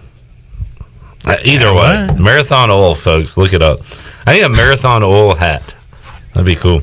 All right, on to football. Will says, by the way, you can chime in, 317-1250. Comment via Twitter. Comment via Facebook Live. Will says, Igoe and Clip, what do you think the stat line will look like for the ECU versus UCF game? Wow. Like the entire you want us to go box through score? Let's go team box score and then player by player. All right, Xavier Smith, 8 tackles. 2 tackles for loss. 2 and a forced fumble. Nice. Okay. When I saw this question, I was thinking about it. Would it be better if Ehlers was like 290? Because I feel like if he's 500, that means ECU's not running. That's what I'm thinking. Like this, and they had to come back. Yeah, I think to win this game, you're going to have to not completely control the clock, but have sustained drives. And we'll know more after UCF plays Georgia Tech. But I mean, it's just going to be such a daunting task to win this game. I feel like you have to play such a complete game, get some turnovers, get some luck. You don't have the, if ECU had the home crowd behind them, I would feel better about an upset. Do we know Georgia Steck's? Georgia Steck, cousin of Marathon Oil basketball. Do we know Georgia Steck's attendance policy for this weekend? No, but we have a great group of team members here at Pirate Radio, and somebody can probably find that information. They don't like they're looking it up.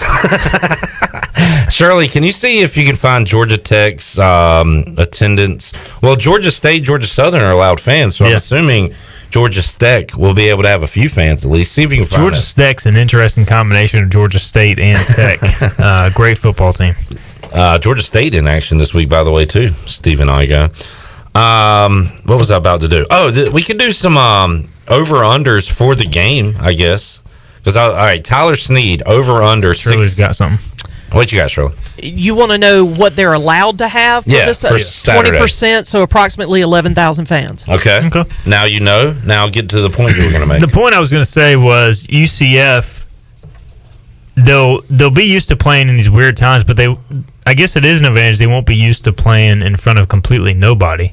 Because I do think it is an advantage to go out there in an empty stadium the week before with no energy whatsoever on the road and have that experience. You know, granted, 11,000 fans aren't going to make a huge difference, but that's still 11,000 fans. Like watching the Kansas City Chiefs game, there's a big difference between 20% and 0%. And nobody at FedEx Field on Sunday. You're right about that. By the way, Fog Allen Fieldhouse. Why couldn't I think of that? I'm such an idiot. Thank you, Ronnie. And Igoe. Fog, P-H-O-G, right? Yep. Tyler Snead, over under 6.5 catches next Saturday.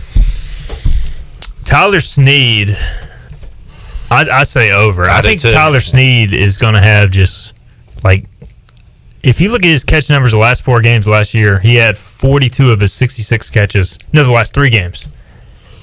Well, he had 28 of those against SMU. What did he end up with that game? I think he had 22.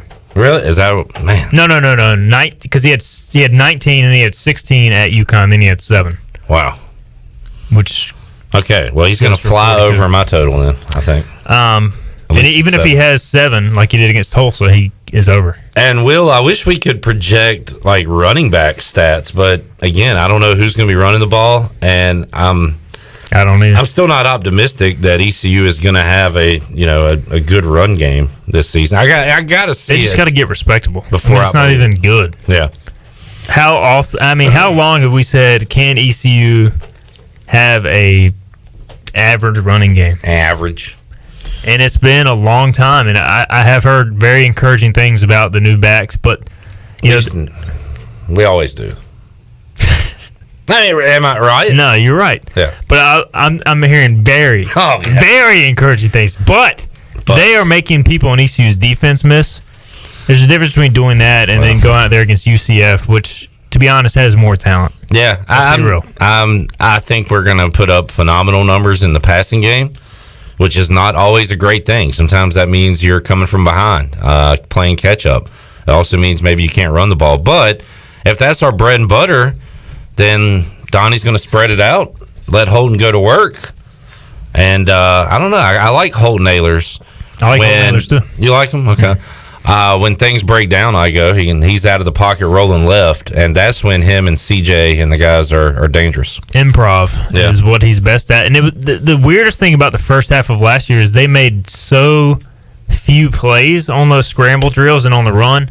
And I remember Donnie Kirkpatrick talking about that midseason. Like, we worked the scramble drills all the time in practice, and we haven't had really any success with it in a game. And then you started to see the second half of the year, those things really started to pick up in terms of you would see Tyler Snead break off his original route, come across the field, make a play, C.J. Johnson, etc. So I'm excited, man. And I think the addition of Audio Matosho in terms of being a potential fourth option, won't just allow teams to focus on CJ and Snead and Pro. And I'm hoping there's a tight end involved in that attack somewhere too, creating mismatches. Yeah, so we're hearing good things. What are you hearing? Good things. All right, good. Shane Calhoun and Jeremy Lewis. You asked about Jeremy Lewis and staying on the field, being healthy, and Mike Houston said that, and I played that for Bryce Williams yesterday, and it kind of hit home with him where you almost have to learn how to play while you're hurt type of thing. I mean, and it sounds, I guess, easier said than done, but when you're, especially a tight end where you do have to bend a lot, you're on the line of scrimmage, you're taking on contact, and you have to go on a route. I mean, that's got to be such a tough position to learn and adapt on the fly. But I've heard good things about the young tight ends, and I think Lewis, if he can stay healthy, is in line for a pretty big year as far as pass catching compared to what we've seen in the past. Will's asked, will a back have over 50 yards, a single back? Yes. Against UCF? Yeah. Wow, you say that with confidence. I think so. I think they'll ride the hot hand. Okay. I think UCF will come out completely determined to take away the pass. If ECU can't run the ball early in that game, I'd be very worried. All right. Now, UCF also have multiple DBs out because of the opt-out and because of some other stuff. So Mark Daniels really downplayed that last hour. He did mention the corner, but he says it's not a big deal. We'll find out. I don't think Georgia Tech's going to be throwing the ball around the yard. So that's Sim's kid. He's good when he runs. We saw that last week. But their offense, nothing to write home about. I mean, if they feel confident about putting a true freshman on C.J. Johnson, then ECU will not come out running the ball. They'll just throw it deep, because if you have one-on-one with C.J. Johnson, you throw it deep. Yeah. Because who's going to stop that? And just have him pick on that one guy like he did in the Cincinnati game. I mean, you've got to I was listening to a podcast last night. The Broncos you listen to a lot of stuff. It's basically the same podcast every day. Huh. But the Broncos had such success with Noah Fant in the first half of the Monday night game, and they just stopped throwing to him in the second half for whatever reason. Not that he wasn't open, but they wanted to do different things. But if you have something working, if you have a matchup working, don't go away from it. Just keep exploiting it until the defense adjusts, and then you go from there. But to me, I think coaches can sometimes outthink themselves. Hey, we have this working, let's try this. Where if they're giving you a matchup you like, just keep going there until they do something about it. That's why I'm picking the Heat tonight. They haven't lost in a month. Why go against it? Why overthink it? Just go with what's working. So go with what's working until it's proven wrong. Steve Hill with a good question. Hey, Steve. Can ECU beat Georgia Tech? Georgia Tech, probably not. Yeah. Georgia State, maybe. Possibly. I saw Louisiana Lafayette is going to have 9 guys out when they play Georgia State this weekend. Good thing Wager got in that Georgia State bet already. And that does concern me, though. That now they're going to... now Georgia State's going to get infected, and then... Right. It takes 2 to tango, Igoe, and ECU can do everything the right way and have all their guys ready, but if UCF or Georgia Tech or any of these other teams, have an issue, then that's obviously going to affect our game. Yeah, it's that's what worries you, because watching the UNC stuff, and they're pretty clean, and then Charlotte just played a game, and now 2 days before you can the game, and you can't do anything 2 days before. If you have a week's head notice, maybe you can put something together, but which we've seen, that's possible. Yeah, but that makes you nervous, though, right? We're gonna be building up to kickoff all next week, and if some news comes out on Thursday, that's just gonna be soul crushing. Man, but it's not gonna happen. We're gonna play. If we can't get to Saturday, I'm gonna be very heartbroken. You want to do fantasy start sit or picks next? It's up to you. You make the call. Let's do fantasy. Fantasy football start sit. We'll talk some NFL with Stephen Igoe from Hoist the Colors when we return on Pirate Radio Live after this.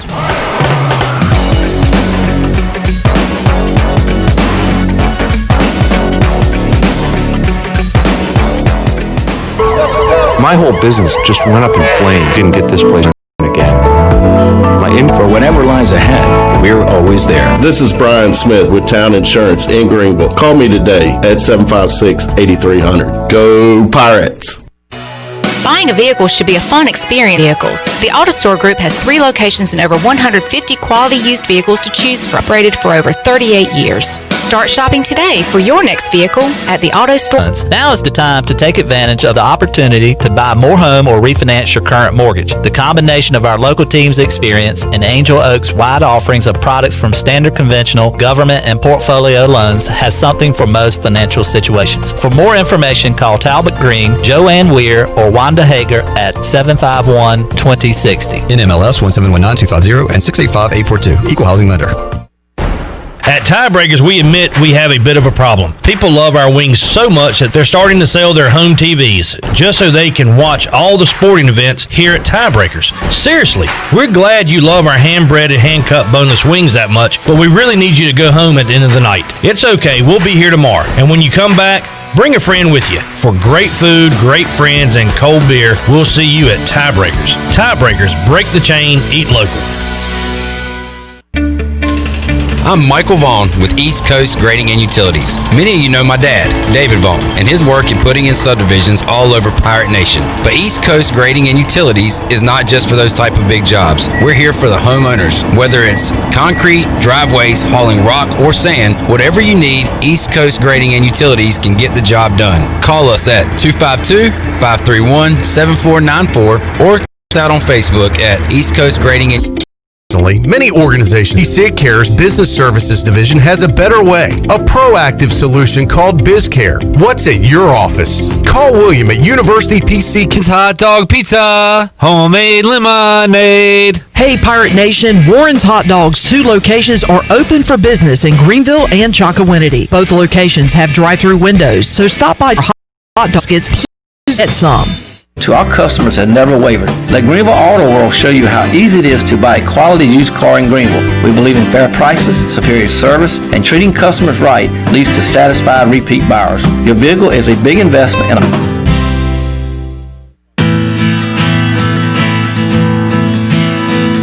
Yo ho, you're listening to Pirate Radio.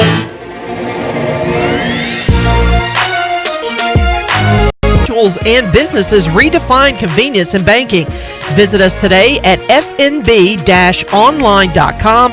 First National Bank, member FDIC. And Cliff, we were talking about a story earlier in the hour about the possibility or sources reporting that Jackson State is set to announce that Deion Sanders is going to be their next football coach.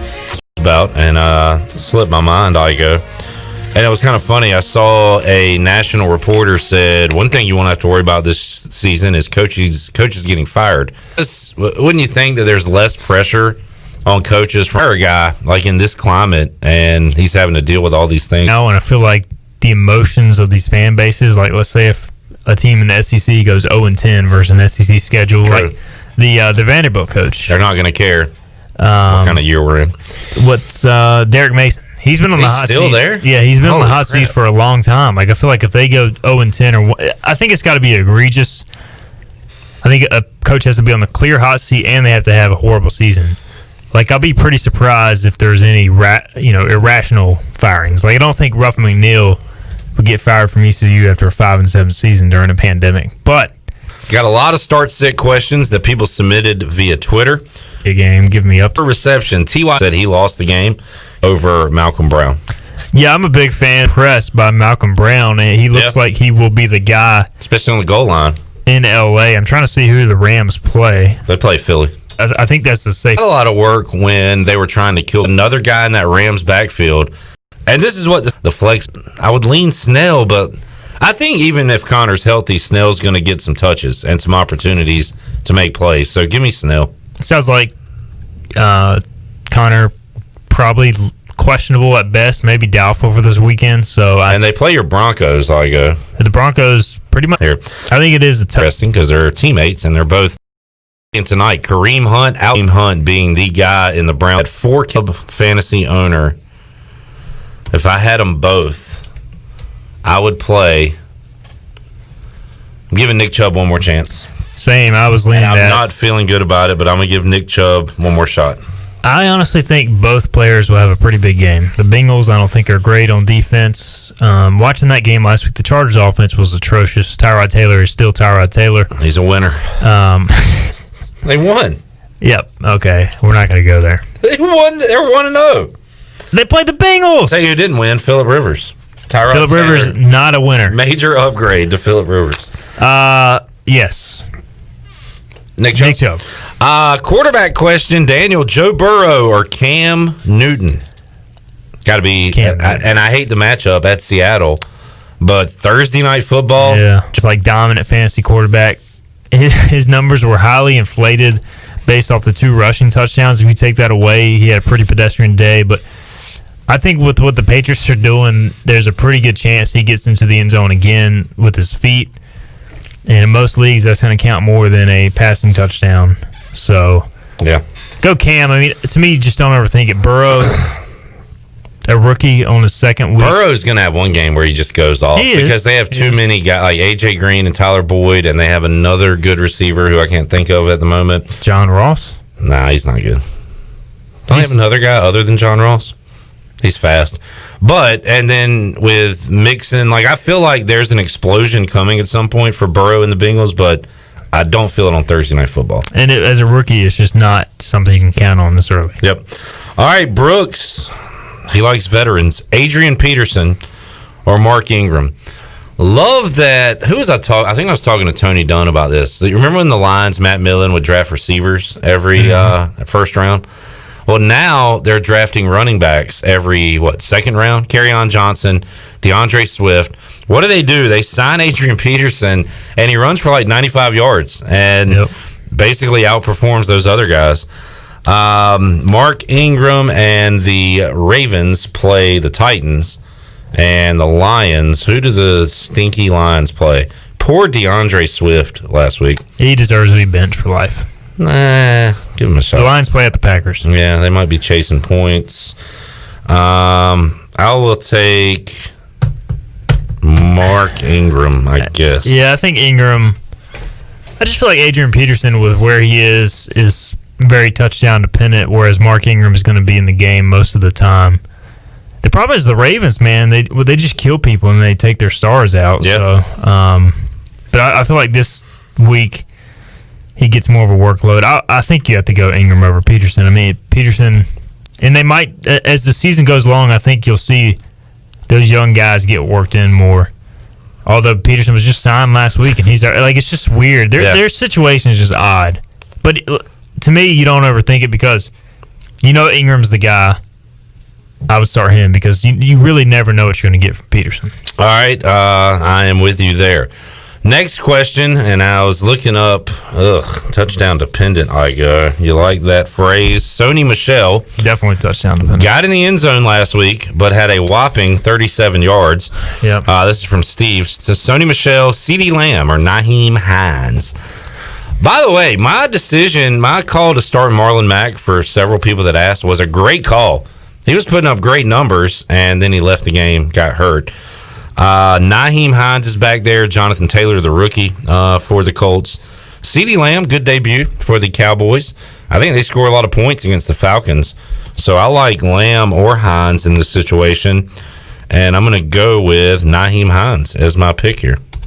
You know, I was watching the Colts game pretty closely because I have Jonathan Taylor. Did he do anything? Yeah, he had a good day. He actually had more catches, I think, than Hines. He had 4 or 5 catches, which was weird. But they had Hines in a lot in the red zone. Mm-hmm. And Phillip Rivers, you know, the classic dump-off pass, like that was his guy. And I think maybe Nyheim Hines, geez, I can't speak today. Maybe Hines is his new Darren Sproles. Yeah, so, Sproles, Eckler, Rivers loves those He loves guys. those backs, those little scat backs. So I actually dropped Nyheim Hines in one of my leagues in the preseason because he was third in line behind Mack and Taylor, just didn't like it had much of an outlook. Yeah. And now he looks like a really good pickup. So I'm probably leaning Hines here. You know, Dallas has a lot of mouths to feed. And I don't trust Sony Michel. No. Because I don't really know. I don't trust the Patriots running back situation. So I'm leaning Nyheim Hines. All right. Steve also asked Devontae Parker or Anthony Miller. Anthony Miller, good stat line last week. He had one of the late touchdowns from Mitchell for the Bears. 4 catches, 76 yards, and a score. I still like Devontae Parker more. I don't want to say I trust Fitzmagic more than Mitchell Trubisky. That would kind of be weird to say, but what's going to happen? I think the Dolphins play okay, but even if they don't and get blown out, they'll be chasing points against the Bills. Some late Fitzmagic hits Parker. Give me Parker over Miller this week. Yeah, I mean, we're talking about Ryan Fitzpatrick versus Mitch Trubisky here, basically. So I don't love either of these. I do like the Bears are playing the Giants, and Big Ben had a decent day against the Giants secondary last week. True. I'm going to go Miller. Miller. All right. I don't feel great about either one, though. The AAC it's product. pretty even. Byron says Jamison Crowder or Tyler Boyd. You would have to be a real moron to start Le'Veon Bell over Jamison Crowder last week. Just putting that out there. I know. I told you to start Jamison Crowder. Nope. That is the opposite of what happened. And I trust Igoe so much as a confidant, as a person who follows football, knows football, that I went against myself and put in Le'Veon Bell. Did you win or lose? I think I won anyway. It doesn't matter. Either I went 2-1. I think I either won or I got blown out. So either way, it didn't really matter. That one call didn't matter. So you get better from week 1 to week 2 either way. And now we know. Actually, we don't, because if Jamison Crowder would have been tackled on his little screen pass that the Bills failed to corral him on, he would have had a pretty pedestrian day. So who else? What's your other one? Tyler Boyd. Oh, wait. Did I say his name earlier? Yeah, I think I said his name. Yeah. Nah, I don't want to play him on Thursday. I'm going Tyler Boyd. Okay, the Niners-Jets game could be completely awful, like 10-0. Or maybe the Niners put up 24 early. Crowder's playing catch-up again, has one of those 8-catch days where he gets 7 of them in the fourth quarter. I'm going to go Crowder. Igoe's going Boyd. ECU Pirate Cannon. I just don't like the Jets. Yeah, I understand. Russell Gage. Who is Russell Gage, by the way? I know he had a good day last week. He's a wide receiver for the Falcons. He sounds like a creative player. It sounds like a Mortal Kombat character. Russell Gage. Russell Gage or Leonard Fournette. How much work did Fournette get last week? Not a ton, right? No. It was old Jones who got the majority of the carries. I'll say it again. I like Fournette for the season, but not that early in the year, although everybody might get theirs against the Panthers this week. The Bucs might come out and Panthers absolutely D blow them out. Absolute trash. What did Russell Gage do last week? 12 for 114. Wow. Matty Ice, I mean, but they have Julio. They were getting blown out too. I mean, you look at it. They're going to have to do this every week, though. Julio had 12 targets. Ridley had 12. Gage had 12. I mean, this week they're playing at the... Both of these guys this week. It's not a bad play. They're playing awful teams, defenses. I'm taking Russell Gage here. All right. We're going against the rules from last year. I have drafted myself into a quarterback conundrum because everybody in my league would not take Aaron Rodgers. So finally, I usually don't take a backup quarterback. I was like, Aaron Rodgers is still there. I'm going to take him. Deshaun Watson or Aaron Rodgers? The Texans host the Ravens and the Packers host the Lions. I mean, the rule is to always play Deshaun Watson per Zach Maskovich, but when the Packers host the Lions, you play Aaron Rodgers. Wow. You always play Aaron Rodgers when the Packers play the Lions, period. So this is a tough one because you're basically in a situation where you have to abide by both rules. So what are you going to do? Are you going to create 2 quarterback slots? You're going to put Rodgers? I wish I could do that. Yeah, it's a real. I think you got to go Rodgers. It's a real pickle. Okay, but I feel like this. This scares me because Watson's facing Lamar Jackson, and I feel like he saves his best for these monster games. Like last week, Patrick Mahomes, where he needed. Look, he had some great. Maybe he's a garbage time quarterback. I'll take it. This week he's going off. Oh wait, so who are you taking? I'm starting Deshaun Watson because I have Deshaun Watson. Who are you starting? The question is for you. Okay, if I was in your situation, I would start Aaron Rodgers. Oh boy! But I think I'm going to regret that statement. I'm going to regret it. I'm going Deshaun Watson. Always start Deshaun Watson. Hunter Henry or TJ. Rodgers is definitely putting up 5 tutties now. Hunter Henry or TJ Hawkinson. I went against my gut last week. I took Hawkinson out at the last second. He scored a touchdown. I'll probably play Hunter Henry again this week, though. So, whatever. Hawkinson was about the only Lions player that looked good last week. If Galladay's back, how about this? If Galladay doesn't play, I'll play Hawkinson again. Who do the Chargers play? The Superchargers? Yeah, Henry had a lot of targets. They play the Chiefs. The same reason we talked about like Tyrod Taylor is Mr. Checkdown. Like, I feel pretty good that Henry's going to have a lot of catches this year, and he's probably the safer play. I'm going Henry. And they're going to be throwing against the Chiefs, right? Yeah, so, maybe. All right, Hunter Henry. They got Tyrod Taylor. He might check to a run. I don't know who sent this question in. Connor, Snell, one of those dudes. If Connor can't go, definitely Snell. Yeah. I think James White, maybe otherwise. James backs to play because Philip Lindsay's probably out this week. So I'm picking between Zach Moss, Tariq Cohen, Adrian Peterson, and Latavius Murray. I got to pick two out of that group. Moss do anything last week? He had a touchdown. He actually He had more carries, I think, than Singletary. Interesting. And he's supposed to be like their third down. Well, and I was watching Murray played some. He had more rushes than Kamara, which is odd. But I still don't trust that. Who's the Saints? For the Saints. I'm playing Murray and Moss. Wow. Hawkinson, easy. Yeah, Gronk was very... Although every buck is going to score against the Panthers this week. Gronk was very disappointed. And then flex in this other league... Jerry Jeudy, Sony Michel, Melvin Gordon roll. You know I love Jeudy. We got David in Farmville on the phone. Sorry, guys. I was ignoring Shirley and Glenn. Hey, David. Hey, Professor. Yeah. So would you start Kyler Murray ahead of Matt Ryan, the quarterback? And the other question is, would you start Andrews at Baltimore? Starting Mark Andrews no matter what right now. That dude is going off. Glenn's guy, Mark Andrews. And I love Kyler Murray this year, but I think Matt Ryan is, again, they're going to get behind probably, and he's going to have another monster game throwing. That's all they can do right now is throw the football. So, and look, Washington football team, solid defense. I would go Matt Ryan over Kyler Murray, actually.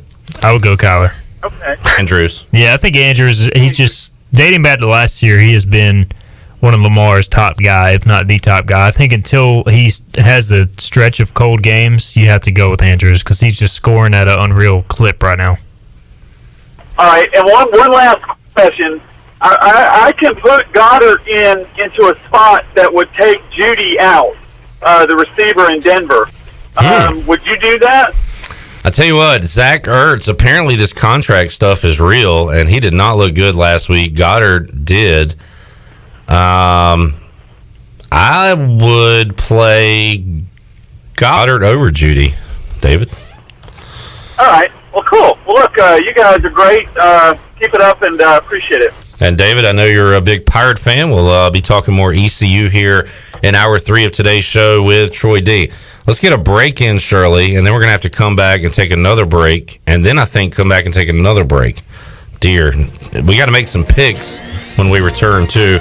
One more segment to go with Igoe, a lightning round of picks coming up when we return after this. GMC truck. We've been serving the Pirate Nation in eastern North Carolina for 83 years. We have 4 brands, 3 generations, 2 showrooms, and 1 goal to make sure you leave a happy customer. This month at Brown & Wood, get an all-new 2020 GMC Sierra and save over $10,000 off. As always, Brown & Wood is the home of the lifetime warranty. We're located on Greenville Boulevard next to the Convention Center, or shop us online at brownandwoodauto.com. You don't need a big meeting. You don't need a birthday. You don't need any excuse at all. You just need to love subs. Times 12. Order the Jersey Mike's catering box today. Jersey Mike's. Be a sub above. Tired of cooking at home? Change it up without getting up. Just order Jersey Mike's through our app for no contact delivery or no contact at the door pickup. Jersey Mike's. Be a sub above. The icy treat that can't be beat is Sparky Snowballs of Greenville. Right now, for a special time, Sparky Snowballs is open every day from noon to 8 in the Food Truck Rodeo on the corner of Evans Street and Fire Tower Road. Stop by for a delicious icy treat. Plus, did you know Sparky's also has funnel cakes and fried Oreos too? Support your local Food Truck Rodeo every day from noon to 8 on the corner of Evans Street and Fire Tower Road. Sparky Snowballs, serving delicious icy treats to smiling faces for over 20 years. Visit Sparky's on Facebook or SparkySnowballs.com. Hey, this is Jay from Villa Verde. Did you know that Villa Verde opened up its second location? Yes, it's Villa Verde Dos on Arlington Boulevard across the hospital. This new location is a fast casual environment where you can make your own bowls for only $9.95. Choose from our fresh ingredients from our toppings bars or enjoy an amazing rotisserie chicken. We promise you can be in and out in less than 15 minutes. For a quick, healthy meal at an affordable price, visit us at Villa Verde Dos on Arlington Boulevard. Villa Verde, a platform for good. Get your ice cold Bud Light. Bud Light Seltzer here. Even though you can't go to the game, doesn't mean the game can't be brought to you now here. Just go to budlight.com/delivery. That's budlight.com/delivery. Give me 2 mangoes. Coming at you. It's a little short. Ow. Sorry. You know what? I'm just going to walk them over to you. Whenever there's a game to watch, there's a Bud Light there. Enjoy responsibly. Anheuser-Busch, Bud Light Beer, and Bud Light Seltzer, IRC Beer, beer in Texas, St. Louis, Missouri. When you don't have time to go to lunch, let Jimmy John's deliver lunch to you. With Jimmy John's, we can get a freaky fresh sandwich to you freaky fast. Click to order at jimmyjohns.com. Dinner's great. It's one of your top 3 favorite meals. You just don't want to have to make it. Well, with Jimmy John's, you don't have to. Whether you live in a sandwich delivery zone or head into the store, you can always get a freaky fresh sandwich. Click to order at jimmyjohns.com. Hey guys, listen up. The next 30 seconds is very important because we have an announcement. Shimmer Boutique is your one-stop shop to make you look good and thoughtful. This is Ashley at Shimmer Boutique. We specialize in men's and women's apparel and also carry the biggest selection of local hats and jewelry. From Yetis to Hey Dudes, this is the place for you. Did I mention we also have free gift wrapping? Come check us out at our new location on Greenville Boulevard behind Starbucks. Shimmer is your one-stop shop for the whole family, and we will always make your shopping experience easy and fun. CD's Grill in Winterville wants to thank you for all of your support during these crazy times. CD's Grill has the area's best country cooking, and you can come and enjoy a down-home breakfast or one of our daily country lunch specials at CD's Grill. CD's now has an incredible lunch special from 11 till 2 every Saturday. Choose from 2 hot dogs, cheeseburger, or chicken sandwich with fries and a drink for only $4.99 at CD's Grill every Saturday. CD's Grill, 111 West Fire Tower Road in Winterville. Hi, this is Phil Steele of Phil Steele's College Football Preview Magazine, and you're listening to Pirate Radio, the voice of Pirate Nation.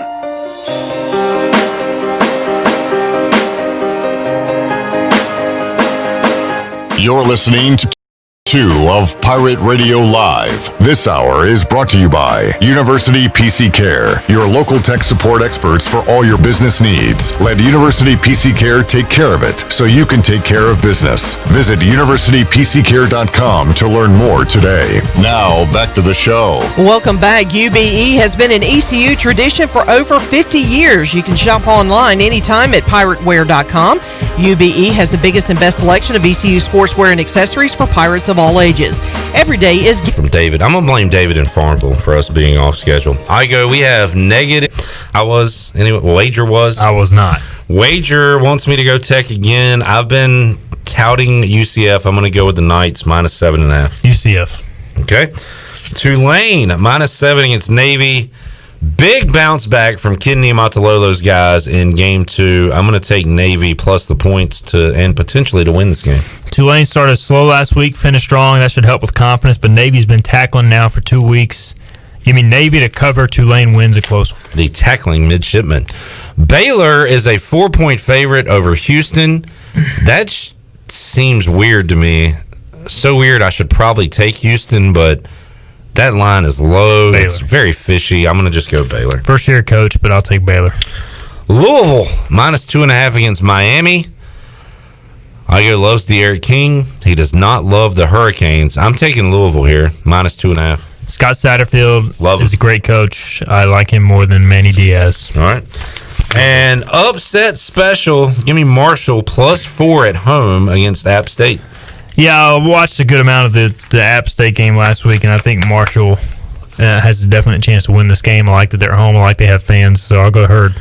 Igoe, thanks for hanging out. Thank you for making the same exact picks as me. We did. I went first on all of them. Well, I went first in my mind, so you copied me. I did not. All right, let's go. Sure. We'll both go 0-5, so it's all good. Hey, 0-5 together. By the way, Troy D coming up next. Tried to go 0-5 2 straight weeks. Went 1-4 last week. Got one win, and it was Miami. Minus the points against. Of course until 11 p.m. with plenty of room indoors and outdoors for everyone. Both Naughty Dog and Local Oak will be releasing 2 new beers each that day. Oktoberfest this Saturday, noon to 11 p.m. at Naughty Dog and Local Oak, Winterville. In studio with Mike Mullis from Fixed NC. And Mike, you guys have a disinfecting service for homes and businesses. Yes, we have a 2-step process that includes disinfecting and also provides 30 days of protection to all surfaces treated. We're doing this for 10 cents a square foot in businesses and $10 a room in your home. Mike, how can folks get in touch with you? Call me directly at my cell, 252-999-0001. Again, 3 9s, 3 zeros, and a 1. Or fixednc.com. You don't need a big meeting. You don't need a birthday. You don't need any excuse at all. You just need to love subs. Times 12. Order the Jersey Mike's catering box today. Jersey Mike's. Be a sub above. Tired of cooking at home? Change it up without getting up. Just order Jersey Mike's through our app for no contact delivery or no contact at the door pickup. Jersey Mike's. Be a sub above. At US Cellular, we speak fair. When we say you don't have to pay activation fees, we mean it. Plus, right now when you switch, you also get $700 toward the latest phones. Yep, we mean that too. Upgrade to fair with US Cellular. Promotional pricing requires an unlimited everyday or even better plan. New line port and credit approval. Qualified smartphone purchase and comes via monthly bill credit on a 30-month RIC. Taxes, fees, and additional restrictions apply. Does the idea of going to your local U.S. Cellular store make you feel a bit uncomfortable? Tired of the hassle of waiting and wearing a mask? Let Toby Williams and its outside sales team take away that worry. They will come right to your home or office and drop your phone off on the porch or at the front desk for you. Saving you time and worry is what the team at Cellular Warehouse is all about. Call Toby today at 252-799-7051 and let them help you with all of your wireless needs. Cellular Warehouse, your local U.S. Cellular authorized agent. There have been many changes in the automotive world. At Phelps Chevrolet, the Phelps boys are here to take care of you. Mike, Daryl, and 4 of Mr. Phelps' grandsons, Wade, Wes, Alan, and Clay. You see, things at Phelps remain the same. The Phelps team has served Eastern North Carolina for over 50 years. We make your visit easy and fun. We are your neighbors, and that's what neighbors do. Phelps Chevrolet in Greenville. Like Mr. Phelps' great-granddaughter says, come in and get you one. Great food, great atmosphere, and great service is Ottavola Market Cafe. Ottavola is simply a restaurant that focuses on that, being a great restaurant. There's something for everyone at Ottavola. The menu offers a variety of great choices like pastas, pizzas, sandwiches, soups, salads, and seasonal rotating selections. Lunch or dinner, Ottavola is always the right call. Call ahead and get Ottavola to go, or stop by the bar for a drink with friends. It's simple. Come and eat at Ottavola Market Cafe, Red Banks Road next to Food Lion, and OttavolaMarket.com. Ottavola, pirates supporting pirates. This is Stephen Igoe, publisher of HoistTheColors.net. Recruiting is the lifeblood of any college sports program, and no one devotes more coverage to the future of ECU athletics than Hoist the Colors. Want to know who's going to be the next Holt Nailers or Jaden Gardner? We've got all the inside scoop on the Pirates' most talented recruits and top targets 24/7.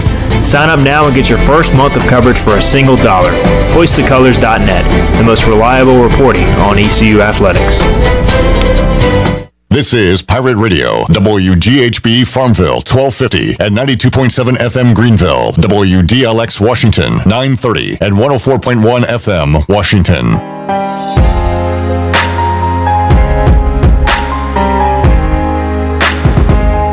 You're listening to Hour 3 of Pirate Radio Live. This hour of PRL is brought to you by Bud Light, reminding Pirate fans to stay in the game and drink responsibly. Bud Light, the official beer of the ECU Pirates, and proudly distributed by Carolina Eagle Distributing since 1989. Now, back to the show. Welcome back. Domino's of Greenville has 3 locations to take care of you. Take advantage of the week-long carry-out deal of all 3 topping pizzas for only $7.99. You can order online today at Domino's.com. Now let's head back into PRL. Here's your host, Clip Rock.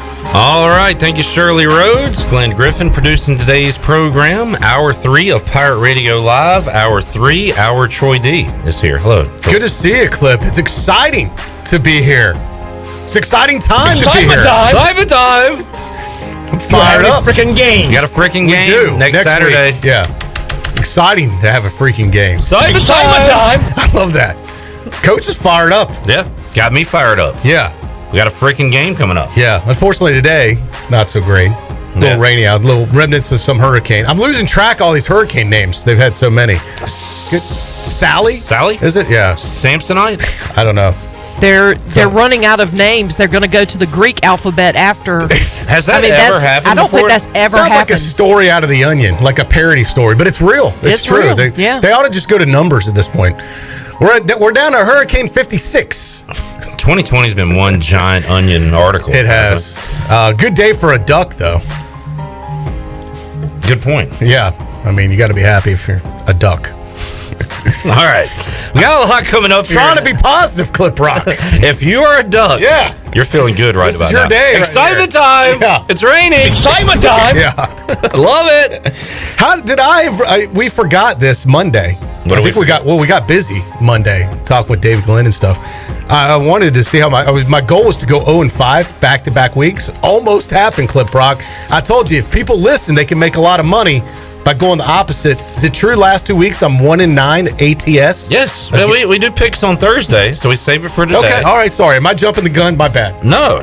But you're one. If you have gone against Troy with his picks so far, You are welcome. you'd be 9-1. Yeah. You'd be loaded right now. Excitement time. I mean, think about it. If you just Excitement time. If you just put 100 on every game against me, you'd be up $900 right now. Rocket ship, baby. Yeah. So I know what we have to do later. Then we have to get your picks for this week. Yeah. Can I do it again, Clip? I'm on a roll, man. You are red cold. It is as hard to go the opposite way It is. as it is to win. I said it last week. Yeah. I went 2-3 last week. That is Yeah. boring. That's nothing. And there is a secret to my success, which I'll share later. I'm not going to tell you right now. All right. My secret.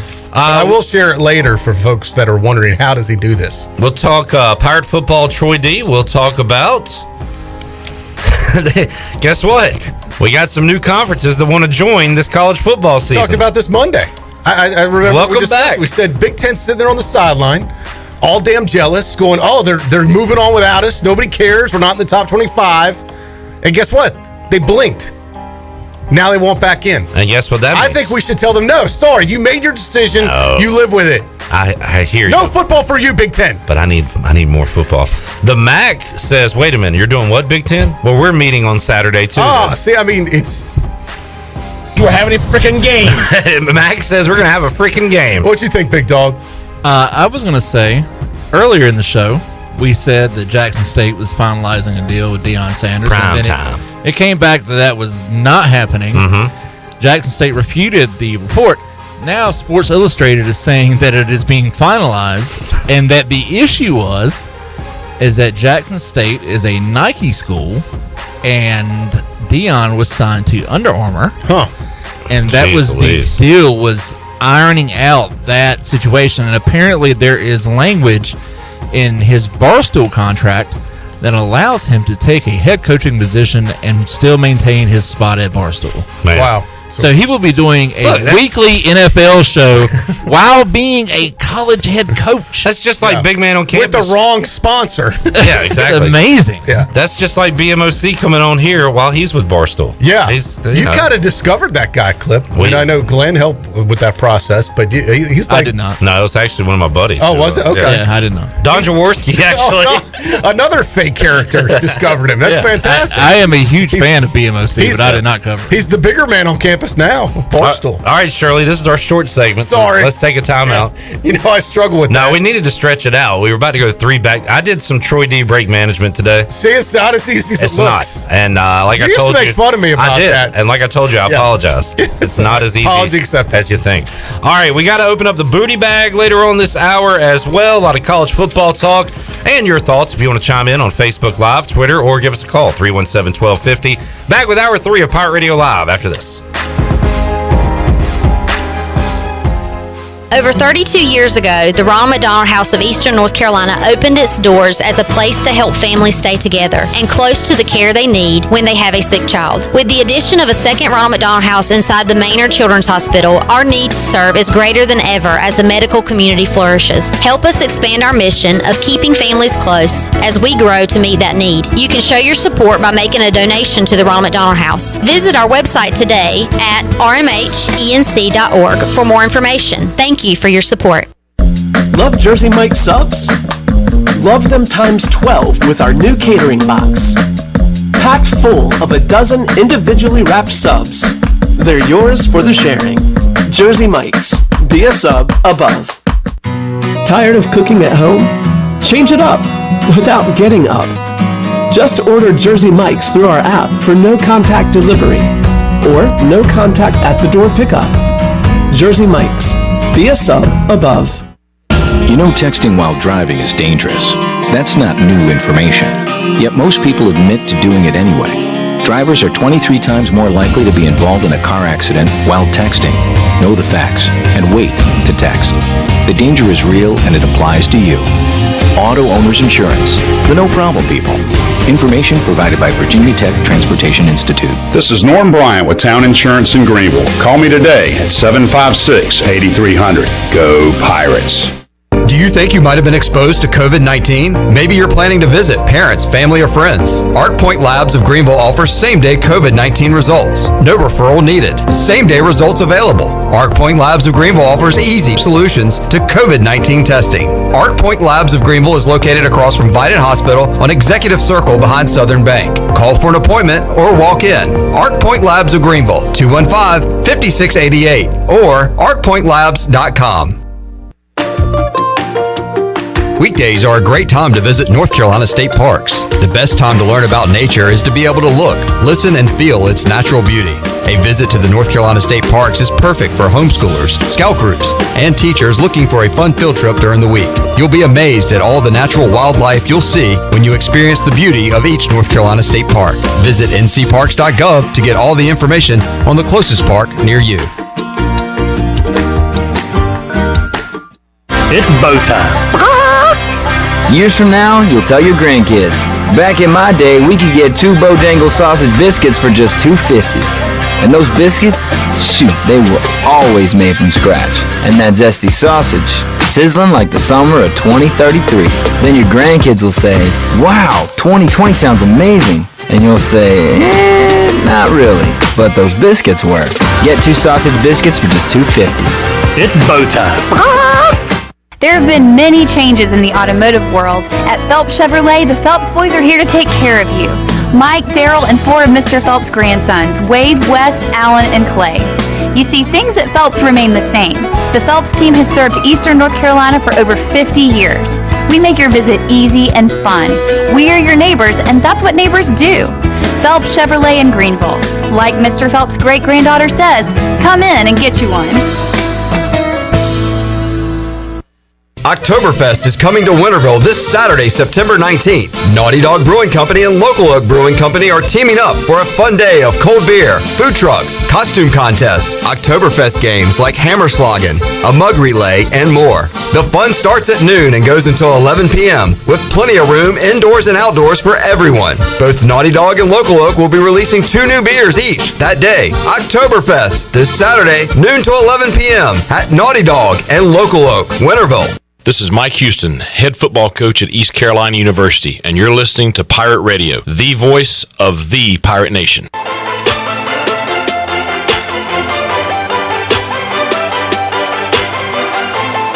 You're listening to Hour 3 of Pirate Radio Live. This hour of PRL is brought to you by Bud Light, reminding pirate fans to stay in the game and drink responsibly.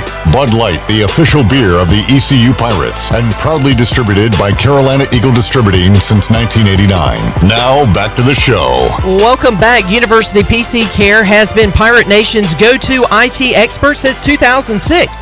University PC Care is the local tech support experts for any of your business needs. Let University PC Care take care of it so you can take care of business. Visit universitypccare.com to learn more today and take a look at your stock market report. It was a rough day for the Dow. It was down 130 points and closed out at 27,901. The NASDAQ was down 140 points at 10,910. The S&P is down 28 at 3,357. That's your Wells Fargo Advisors financial report. For a personal look into investing, call Wells Fargo Advisors today at 756-6900 in Greenville. Wells Fargo Advisors, LLC, member SIPC. Now let's head back in to Pirate Radio Live. Here's your host, Clip Brock. All right, thank you, Shirley Rhodes. Been a fun Thursday Pirate Radio Live, and we got another hour to go here in hour number 3 with Troy D.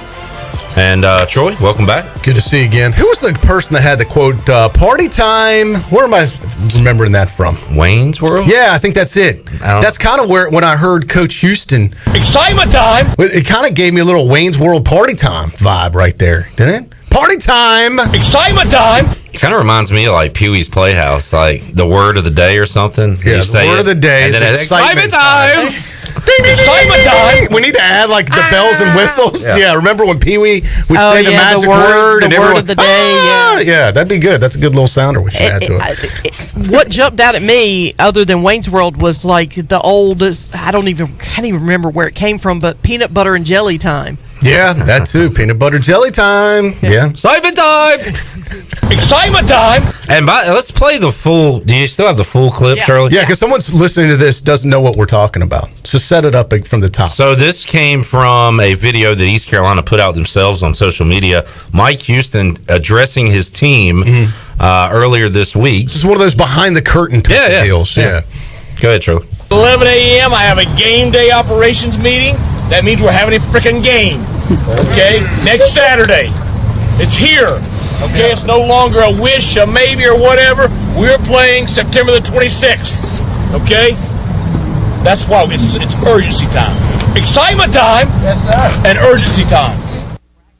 All right, there you go. Well, and really, he's got to get the team's head right. Yeah. Because it does feel like it's just been going through the motions, practicing, stop practice, test, coronavirus, this, that. Are we actually going to play? Yeah, postponement. Yeah. And now it's like, hey, he's got to like get their head right that it's here. Like, he's got to get my head right that it's here. We're having a freaking game. We are. So get ready. Excitement time. It is. I'm feeling it. We just got to get through next Saturday. I know. I've said all along, if we could get one game under our belt, I feel like, okay, we'll get other games. We'll get this thing rolling. We just got to get to that first one. I don't want to bring down the room because it is excitement time. Here we go. Excitement time. But you saw what happened today. It could happen. 2 days out. I know. I was thinking the same thing, and I didn't want to bring it up. And look, it's not. You're talking about the Tar Heels. We're going to play next Saturday. I'm just saying. UNC Charlotte.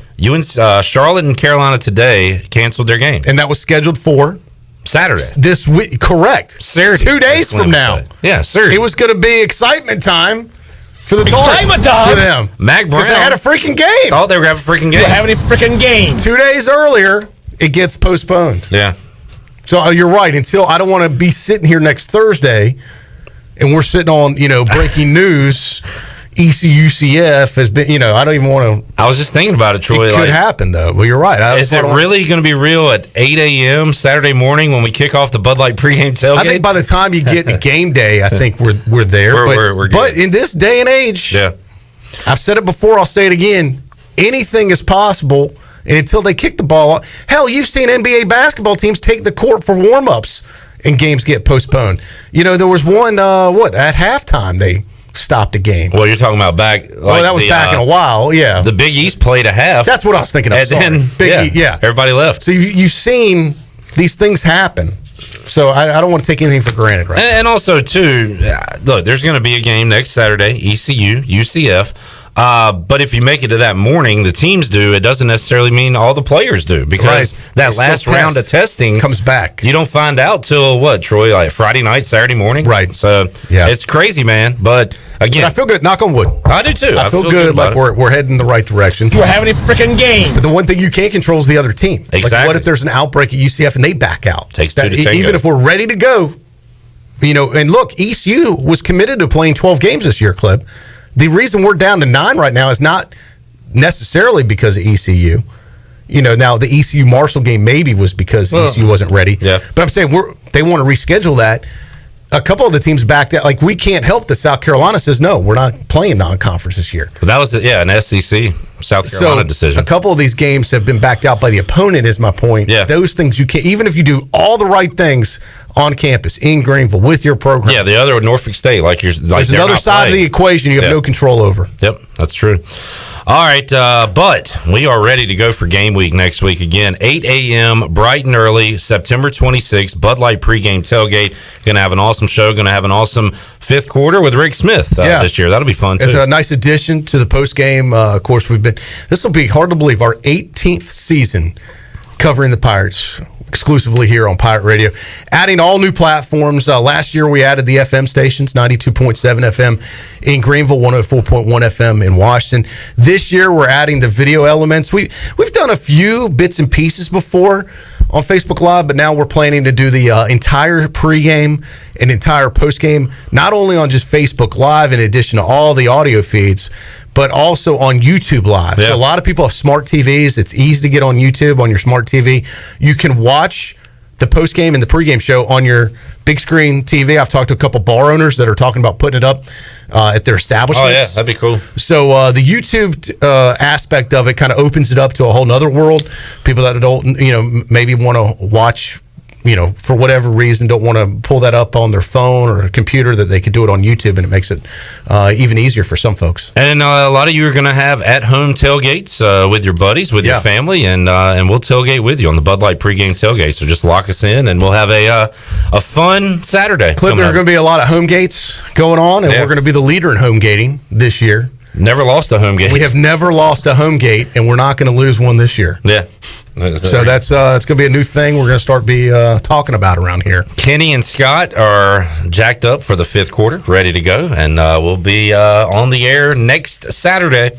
Well, I think the audience is going to be huge because, look, when you're coming off a home game, I mean, a lot of people, it's a who's who that tunes into the fifth quarter. And I mean, it's obviously the premier post-game call-in show. And with no one at the game, you'll be able to consume that content immediately, because a lot of people might be leaving the stadium. They may not get to their car until 10 minutes or 20 minutes after the game, depending how long they linger. They may tailgate afterwards. They may have it on. They may not. But in this environment, Clip, we come on the second the fourth quarter ends, the fifth quarter begins. Shirley, you got any fifth quarter music to get me fired up? I haven't heard it in so long. Maybe it'll start feeling real when I hear our theme music. Oh, God, yes. Crank it up. Excitement time. Excitement time. So when the fourth quarter ends, you're going to hear this. And, Clip, I think the numbers and the viewers and the listenership is going to be through the roof this year because people are going to be ready to talk about this because they've wanted it so bad, and it's been so long since it feels like we've had football to talk about. And they're going to be at home or wherever they're at. It won't be the stadium, and they're going to be wanting to consume this. And Troy, can you imagine if ECU welcomes in 11th ranked UCF and Mike Houston gets that signature win he was talking about earlier this week? I don't know when it's going to happen, as he said. Excitement time. But it's going to happen. What if it happens a week from Saturday?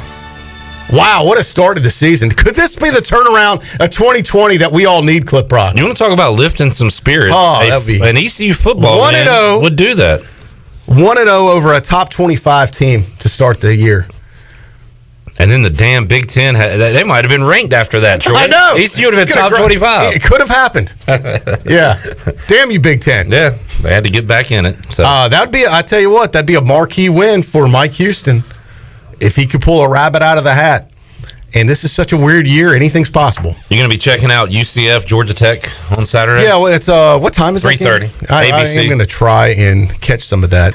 And thank goodness it's not. I hate that they put our game on ESPN Plus. Can I just say that as a fan? No, I'm with you. A media member too. I don't understand it. It's just, honestly from UCF's perspective, really, they're a ranked team. I just don't get it. I mean, I just thought that that would be. And I'm not saying we deserve the ABC, 8 o'clock time slot, PM, but I just thought that would have easily been an ESPNU game at least, or something, like a TV game.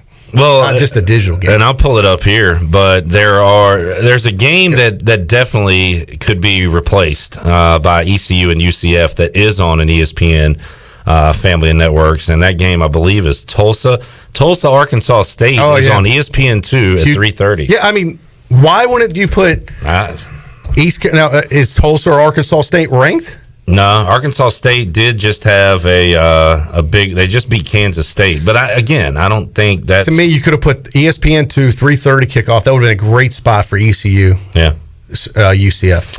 But tis what it is. And, I don't get it, but that's the case for that. At least that first game. Be an exciting post game show. Excitement time. It would be. Be fired up. Thank you, Mike. I'd love to see it.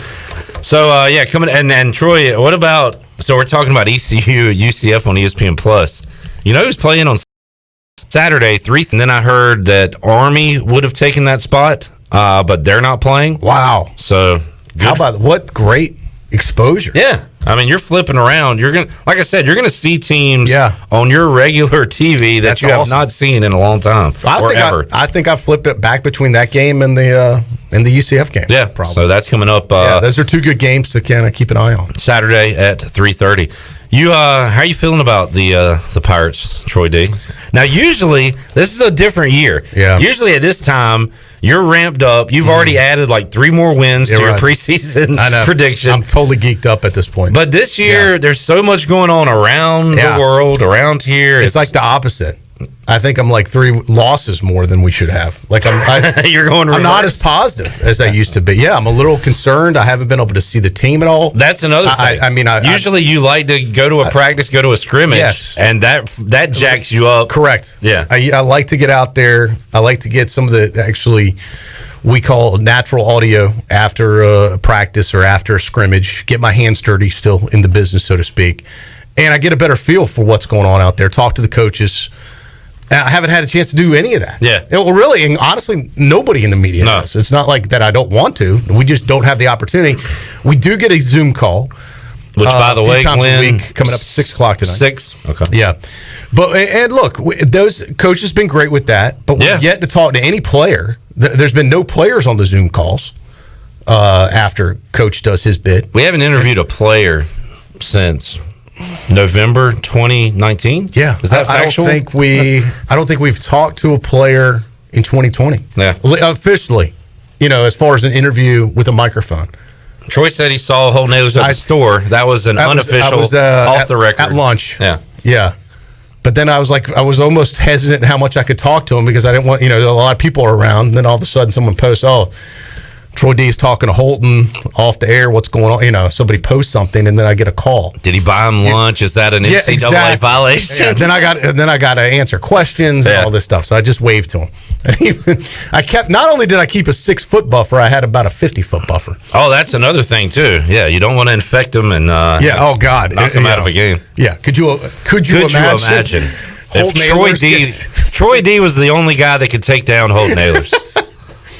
No, luckily, knock on wood, I think he's doing good. Yeah, and the ECU right now is in a mock game week. Mike Houston said, so they're kind of gearing up. But to answer your question, which you asked, how do you think ECU's going to do? Yeah. It's a long. How you feeling? Path to get classic to Troy D answer. I'm nervous, Clip. Got to be honest. Are you nervous? I am. I'm feeling nervous about this season, and I do think we can be improved. But I think it's such a weird year. And everything's so disjointed. I'm a little concerned about how this year's going to go. And I feel a couple of the games we might have had potential wins have been scrapped. So that hurts us a little bit. And look, if you're a Pirate fan, you got to understand that they're going to be underdogs in possibly every game. Maybe close. South Florida, and maybe Georgia State. I don't know. Georgia State might. So, look, ECU is going to be able to be in a lot of these games. But if you look at the Vegas lines, your Pirates, our Pirates, are going to be underdogs. Yeah. So I'm a little concerned, but it's so hard to tell until we see what happens a week from Saturday. What is Blake Harrell going to do with the defense? Another year with Holton and the receivers? Yeah. I think they are making progress and moving in the right direction. All the people I've talked to that are close to the situation. I do think it's still going to take some time. I don't know whether we're a year or two still away, potentially, from really seeing it. But are people patient enough in this day and age to give it that time that I think this, you're going to see I hope you're going to see progress. I think you're going to see progress, but I wonder whether that'll translate in the win-loss column. That's what I'm concerned about. A lot of times that's all people look at, Clip. Yeah. So we could be a better team than last year, but our record may not indicate it. Yeah, and I'm thinking, and this is more of an overall general question, not just Mike Houston, ECU, but do you think fans and administrators will be more patient and understanding this year with all the craziness going on, and maybe we don't see as many firings? I think you have one of two things. First of all, I don't think afford the firings. Correct. Is that what you were going to say? Yes, you're right. Yeah. First and foremost, I think that all these schools are getting financially strapped. Yep. And especially the school at East Carolina, which is already on record saying they're going to lose probably $15 million of dollars. We can't afford to fire anybody good point. right now. So let's just take that off the table. We and a lot of others. Correct. Yeah. So you can't pay out a coach's contract and then bring in a new coach. It's just financially not going to happen. The other thing is, I do think a lot of coaches firings, there always are, but maybe not the widespread. Correct. We've seen. My hunch is you won't see a mass exodus at the end of the year. Halfway home, let's take a time out. You know what, Shirley? We got to open up the booty bag. It's excitement time. It is exciting.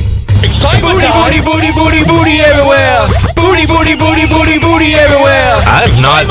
Thank you, Coach. I have not asked you what we are giving away today. We are going to give away Chico's. Give it away now. Shrimp taco, rice and beans. One of my Chico's. favorites. Classic. Yeah. Absolutely awesome. You can be a winner. Caller 12-317-1250. You win a Chico's gift card. I wonder how many times I've walked down to Chico's and gotten a shrimp taco. I'd love to see the scoreboard. Over, under. Yeah. 42 and a half. Oh, easily. Over? I'd say over. Wow. Okay. Yeah. All right. Well, you can walk to Chico's. Now, how many years? I mean, I'm talking over the years. I know what you're talking. 487. I didn't say I thought you were 42 saying just this week. Oh, I thought you meant this year. Have you really? I might have hit the over this year on that clip. Okay. I need to adjust my line, apparently. All right. 317-1250, caller 12 is a winner. We're back with more on Pirate Radio Live after this. Hey guys, listen up. The next 30 seconds is very important because we have an announcement. Shimmer Boutique is your one-stop shop to make you look good and thoughtful. This is Ashley at Shimmer Boutique. We specialize in men's and women's apparel and also carry the biggest selection of local hats and jewelry. From Yetis to Hey Dudes, this is the place for you. Did I mention we also have free gift wrapping? Come check us out at our new location on Greenville Boulevard behind Starbucks. Shimmer is your one-stop shop for the whole family, and we will always make your shopping experience easy and fun.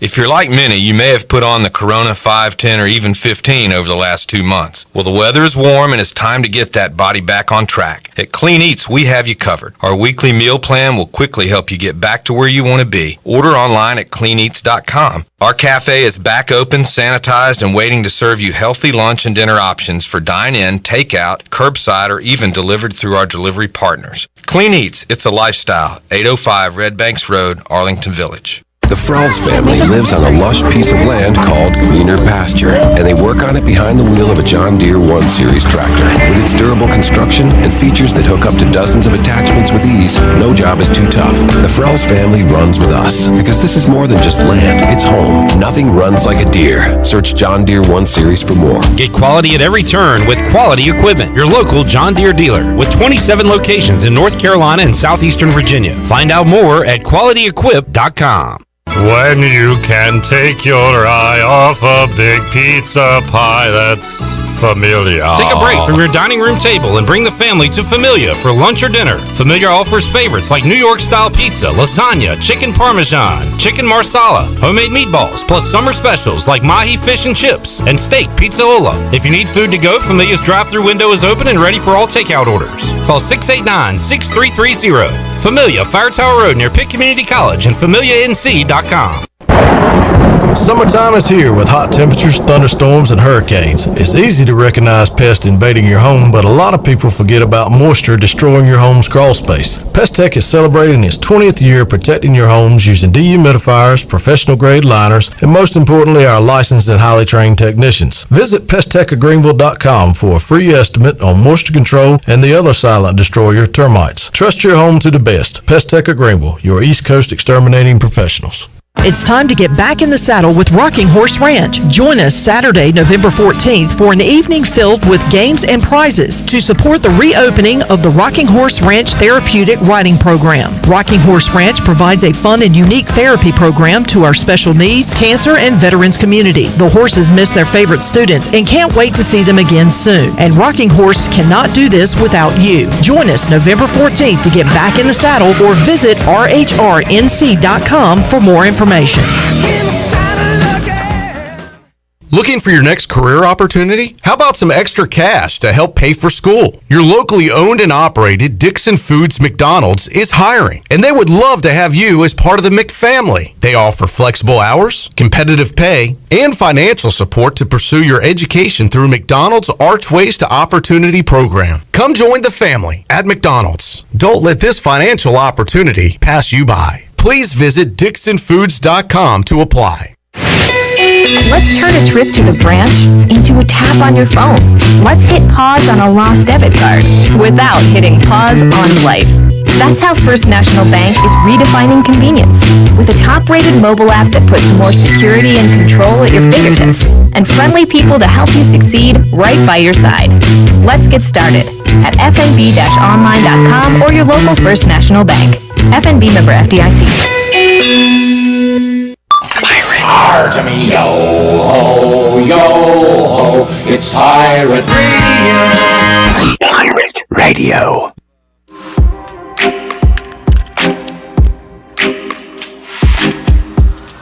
You're listening to Hour 3 of Pirate Radio Live. This hour of PRL is brought to you by Bud Light, reminding pirate fans to stay in the game and drink responsibly.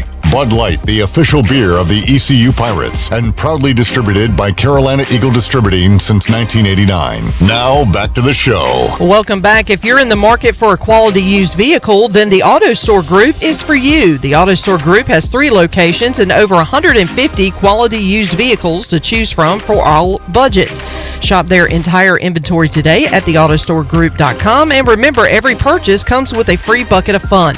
The Auto Store Group, your hometown store and pirate owned and operated for over 38 years. Now let's head back in to Pirate Radio Live. Here's your host, Clip Brock. All right, thank you, Shirley Rhodes. Welcome back into the program. We got some Thursday night football coming your way tonight on Pirate Radio, the Battle of Ohio, as the Bengals take on the Browns. Last night, once again... What a boring game, by the way. I was not thinking as boring about as that. it used to be I was because of the thinking about quarterbacks, but...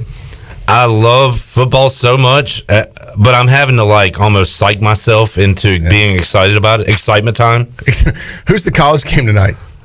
Excitement time! Is there a Troy, college I got game? some bad news. There's no college There's game? no college game. Yeah. That's what I was afraid of. Friday night, the Fighting Haymeyers of Campbell will take on Coastal Carolina on ESPN. That is your Friday night college football game. No, really. Who's playing Friday? Look, it's 2020. That's a legit schedule. Wow. That's on ESPN? Yeah. I guess they're looking for programming. Wow. The only show in town tonight is Baker Mayfield and the Browns versus the Bengals. On NBC?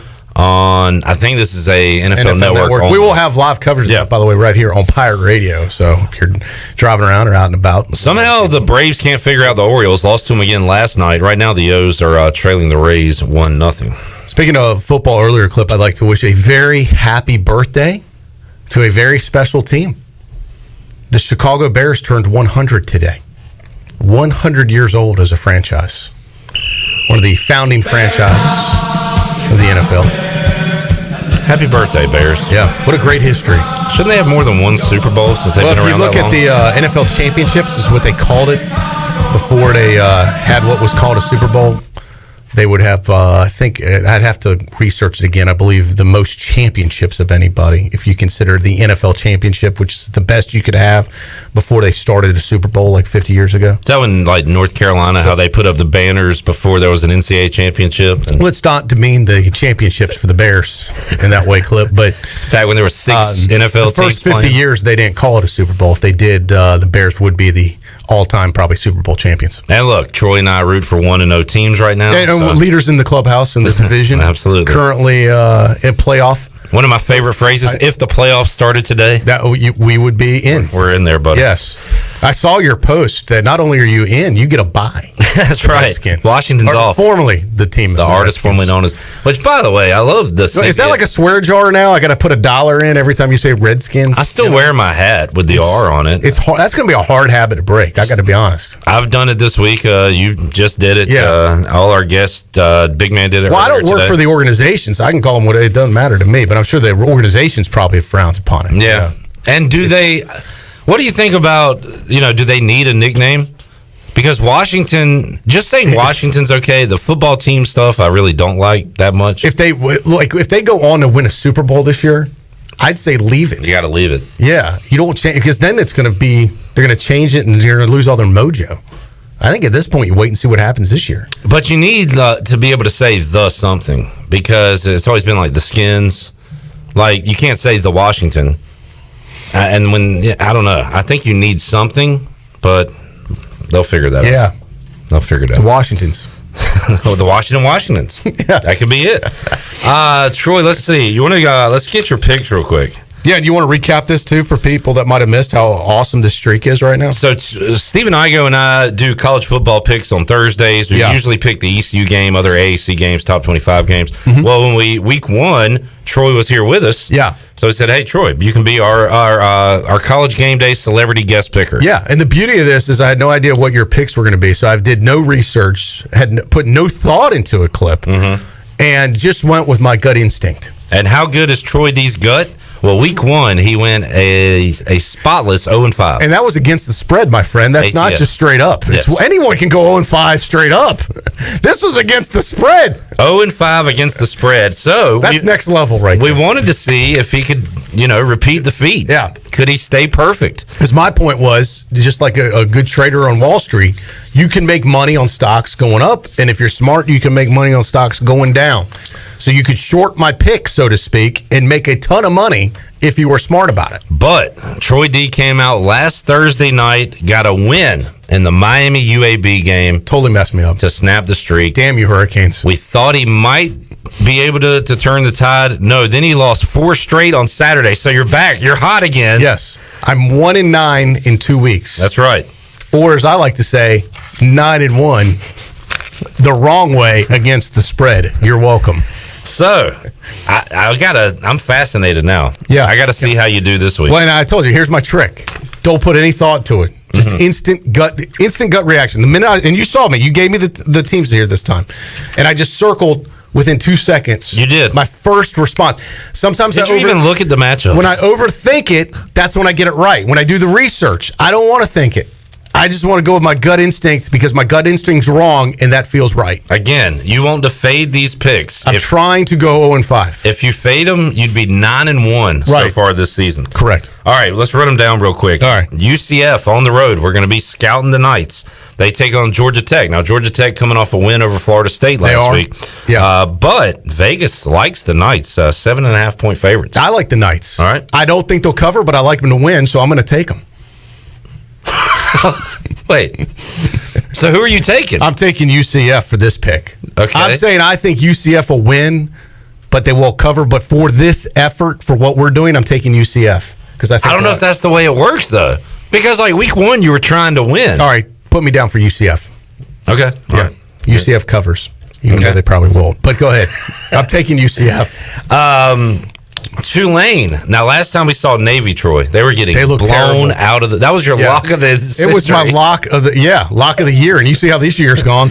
Play the tape back. Yeah, that was that was my throw away the key lock. Yep, and they lost by like 50. Yeah, that door is swinging wide open. No lock on that door. But Kenya Matalolo's back at practice. They're tackling. Yeah, I'm going to get redemption on this pick. I'm taking Tulane to cover.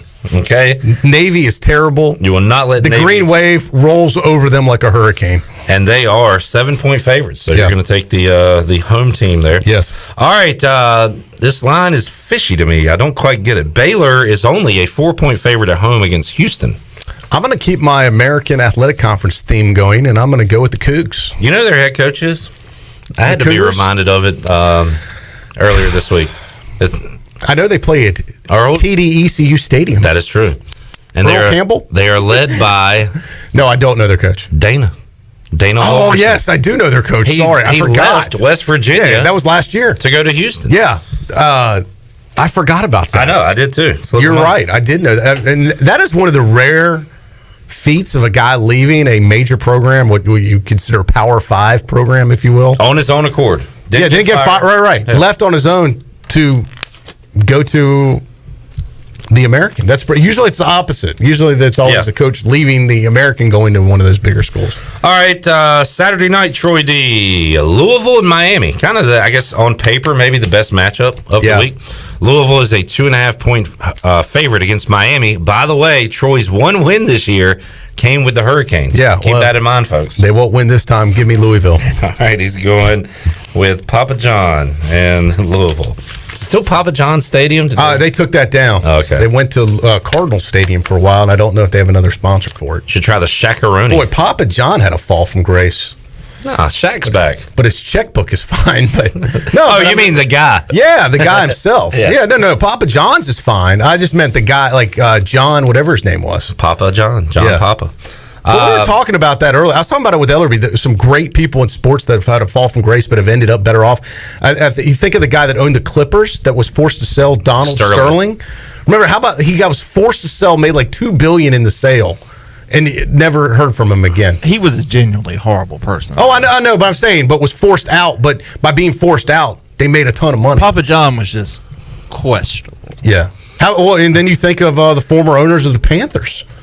Jerry Richardson was forced out. Yeah. The former owner of the Hornets, the first George owner, Shinn. George Shinn had a tremendous following. You haven't heard anything out of Richardson since he was forced out. Well, he is like 90 years old. I know. Very old. Yeah, he's probably, yeah. I don't think him and Sterling are like going out boating. But it's Sterling's hanging out on the weekends. Yeah. He was recorded privately by his girlfriend, ex-girlfriend. Do you remember the first video when Papa John resurfaced? Yeah. Where he was like sweaty and greasy? I've eaten 40 pizzas in 30 days. Yeah. It was incredible. That's still one of my favorite videos to watch. I still think that that's a legit challenge. The truth is going to come out. He sounded like a wrestler. Said like Batman. Yeah. He had like a warning though, right? Like he did. That was the truth is going to come out. And then the world. He phrased it different, but it was like that. It was like. And now look where we are as a society. Yeah. Papa John. Maybe the truth did come out. Maybe he was trying to tell us. I did love that I've eaten 40 pizzas in 30 days. Yeah, it was very Batman. Yeah. Who eats more of one thing? You and the shrimp tacos or Papa John? Papa John's killing his pizzas, boss. Totally. Even at my worst in college, I don't think I could have done 40 and 30. That's impressive. That's 40 pizzas and 30. You got to double up. You got to do it for lunch and dinner. I know. Multiple days. My heart is burning just thinking At least about a week and a half. You got to go lunch and dinner to go 40 pizzas in 40 days. You're talking about like 8 slices of pie. Yeah. So you're talking a grand total of how many pieces? 8 times 4 will get you to 32. I'm trying to think the last time 320 pieces of pizza in 30 days. And can you eat a whole pizza by yourself? You know, I mean, that's a pretty big feat. I haven't done that in a while. Yeah. I mean, you're a big dog. Of course you can. But I did it like the very first time there was a football game on. I ordered a whole pie and just destroyed that jewel. It was time. It was time. I was so excited. It's been a while. I know I've probably come close before, but I don't know if I've eaten a whole pizza by myself in one sitting. I think the probably most gluttonous thing, or one of the most gluttonous things I've ever done, is a Michelangelo's pie and a Stromboli. Wow. In one sitting? That's strong. The whole thing, man. That's pretty impressive. Wow. Because that was over the course of 2 NFL games. That was the one and the 4. What size was the pizza pie? Man, you know what size large? It was large. Wow. Because they're small as a large. I mean, you know. That was over the course of like two football games. The one and the 4 on Sunday. Yeah, that's impressive. Wow. All right. It's a lot of bread. I couldn't do it today. Yeah. And that was a much younger big dog. Troy D. App State, a 4-point favorite. App State, I like. On the road at Marshall. But I'm going to take the Thundering Herd. All right. So there you go. Give me the points. Thundering Herd to under. +4, yep. Yeah. So Troy D's picks are 1-9 this year. He's got UCF -7.5, Tulane -7, Houston +4, Louisville -2.5, Marshall +4. Wish me bad luck because this could be a great streak. I'm trying to keep it going. Keep it going. Stay cold. All right, we'll take our final time out. Come back. You're ready to wrap up a Thursday edition of Pirate Radio Live. We are back with you after this.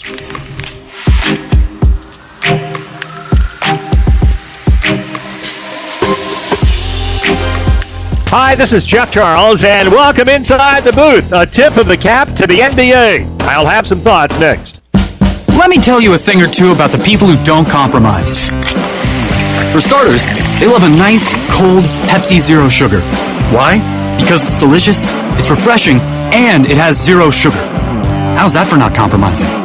They're the sort of person that likes surf with their turf. Because who decided beef shouldn't have a buddy? And a drink with their feast? Yeah. They have a Pepsi Zero Sugar. The person who doesn't compromise loves a good golden doodle. All the golden retriever goodness with just a hint of doodle. No compromises there. Oh, and when they're bringing said golden doodle for a walk, they bring a Pepsi Zero Sugar. They're the kind of person jorts were made for. 50% jeans, 50% shorts, 100% the most comfortable thing that's ever graced your wardrobe. Not compromising never looked so good. So crack open a Pepsi Zero Sugar and taste what it's like to have it all. Pepsi Zero Sugar. Zero sugar done right. That's what I like. You have to give a big tip of the cap to the NBA. They have made the bubble in Orlando work. The other pro sports leagues and college athletics have all taken note, calling the NBA for advice. The NHL with 2 bubbles has done a good job too. I was skeptical at first if the NBA could pull it off. Give credit to Commissioner Adam Silver and his staff. Silver is the best commissioner in professional sports. He has a great relationship with the players. He knows it's a players' league. He learned a lot from the late David Stern, who took the NBA to another level. So in this critical time, his leadership based on his experiences and his personal demeanor, plus the respect the players have for him, and you see why the NBA has made the bubble work. Give a lot of credit to the players, too. They've had the discipline to stay in the bubble. Everybody in the NBA gets an A+. Come on back again next time, and we'll visit inside the booth. Oktoberfest is coming to Winterville this Saturday, September 19th. Naughty Dog Brewing Company and Local Oak Brewing Company are teaming up for a fun day of cold beer, food trucks, costume contests, Oktoberfest games like Hammerschlagen, a mug relay, and more. The fun starts at noon and goes until 11 p.m. with plenty of room indoors and outdoors for everyone. Both Naughty Dog and Local Oak will be releasing 2 new beers each that day. Oktoberfest this Saturday, noon to 11 p.m. at Naughty Dog and Local Oak, Winterville. Hey Pirate Nation, this is Tom Brown from Brown & Wood Cadillac. We've been serving the Pirate Nation in Eastern North Carolina for 83 years. We have 4 brands, 3 generations, 2 showrooms, and 1 goal to make sure you leave a happy customer. This month at Brown & Wood, get an all-new 2020 Cadillac Escalade and save over $13,000 off. As always, Brown & Wood is the home of the lifetime warranty. We're located on Greenville Boulevard next to the Convention Center, or shop us online at brownandwoodauto.com. Hi, I'm Annalie Newhoff. And I'm Rob Campbell. And we are with CopyPro. We have been locally owned and operated here in Eastern North Carolina for almost 50 years. CopyPro is the leader in office technology. Does your business struggle with keeping printing costs low or producing professional documents? Here at CopyPro, total customer satisfaction is our #1 priority. We have a variety of solutions to help reduce your printing expenses and make your business more productive. Call us today at 1-800-682-6558 or online at copypro.net. CopyPro, we are the professional office systems people. Hey, this is Chef Dave Finelli. Have you got $60 extra a week or just got $60 a week? I can feed you dinner 6 nights a week for total $60. Maybe you haven't heard about this, my Heart Healthy Home Meals. I give you 6 meals a week, you pick them up at Pops, it's $60 a week. I guarantee you go out to eat one time, you spend more than $60. I guarantee you, if you go to the grocery store one time, you spend more than $60. And then you still got to tip, and then you still got to cook and prep and worry. Forget all that. I got you. $60 a week. Let me know. I'm right there at Pops. You know how to reach me. Pirate Radio. Being a part of the program, being a student athlete at ECU, they are going to be very much in the spotlight. The voice of the Pirate Nation.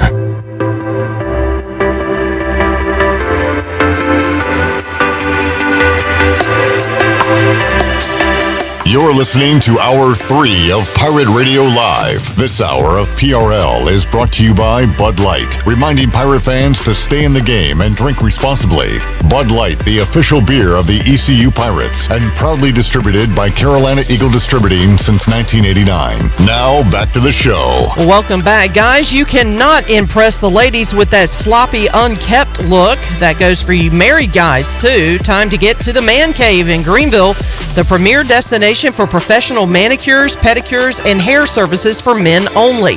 Enjoy a cold beverage, a snack, and let the professionals make you look your best. Visit mancaveandnails.com and book your appointment today. The Man Cave is now open on the corner of Fire Tower and Evans. Now let's head back into Pirate Radio Live. Here's your host, Clip Barak. Alrighty. Thank you, Shirley Rhodes, Glenn Griffin producing today's program. Troy D hanging out in hour number 3 of Pirate Radio Live. Kenny had a request on Facebook Live. Troy, make sure you pick against the Pirates next week when we do these picks. Yeah, I'll just kind of see how I feel. I'm not going to. It's all about the gut. Yeah, I got to get through this week first, and then we'll deal with next week. And it depends what the spread is. That line should come out, Sunday? Yeah, Sunday, Monday. Yeah, Sunday. Probably right. What do you think? What's the early line for ECU UCF? Well, we talked about this a couple weeks ago. I think we did. I think I said UCF by 14 or 17. I can't remember. I said 17.5 initially. Yeah, we were real close. I must have said 17 because we were close. We were going to kind of reconvene on that after we see what they do against Georgia Tech, right? Because they beat the Ramblin' Wreck. Yeah, it's a different story. What was I going to bring up? Oh, it's next week's going to be weird. For the first time ever, during a game week, no press conference. Yeah, I hadn't thought about that. Yeah, or is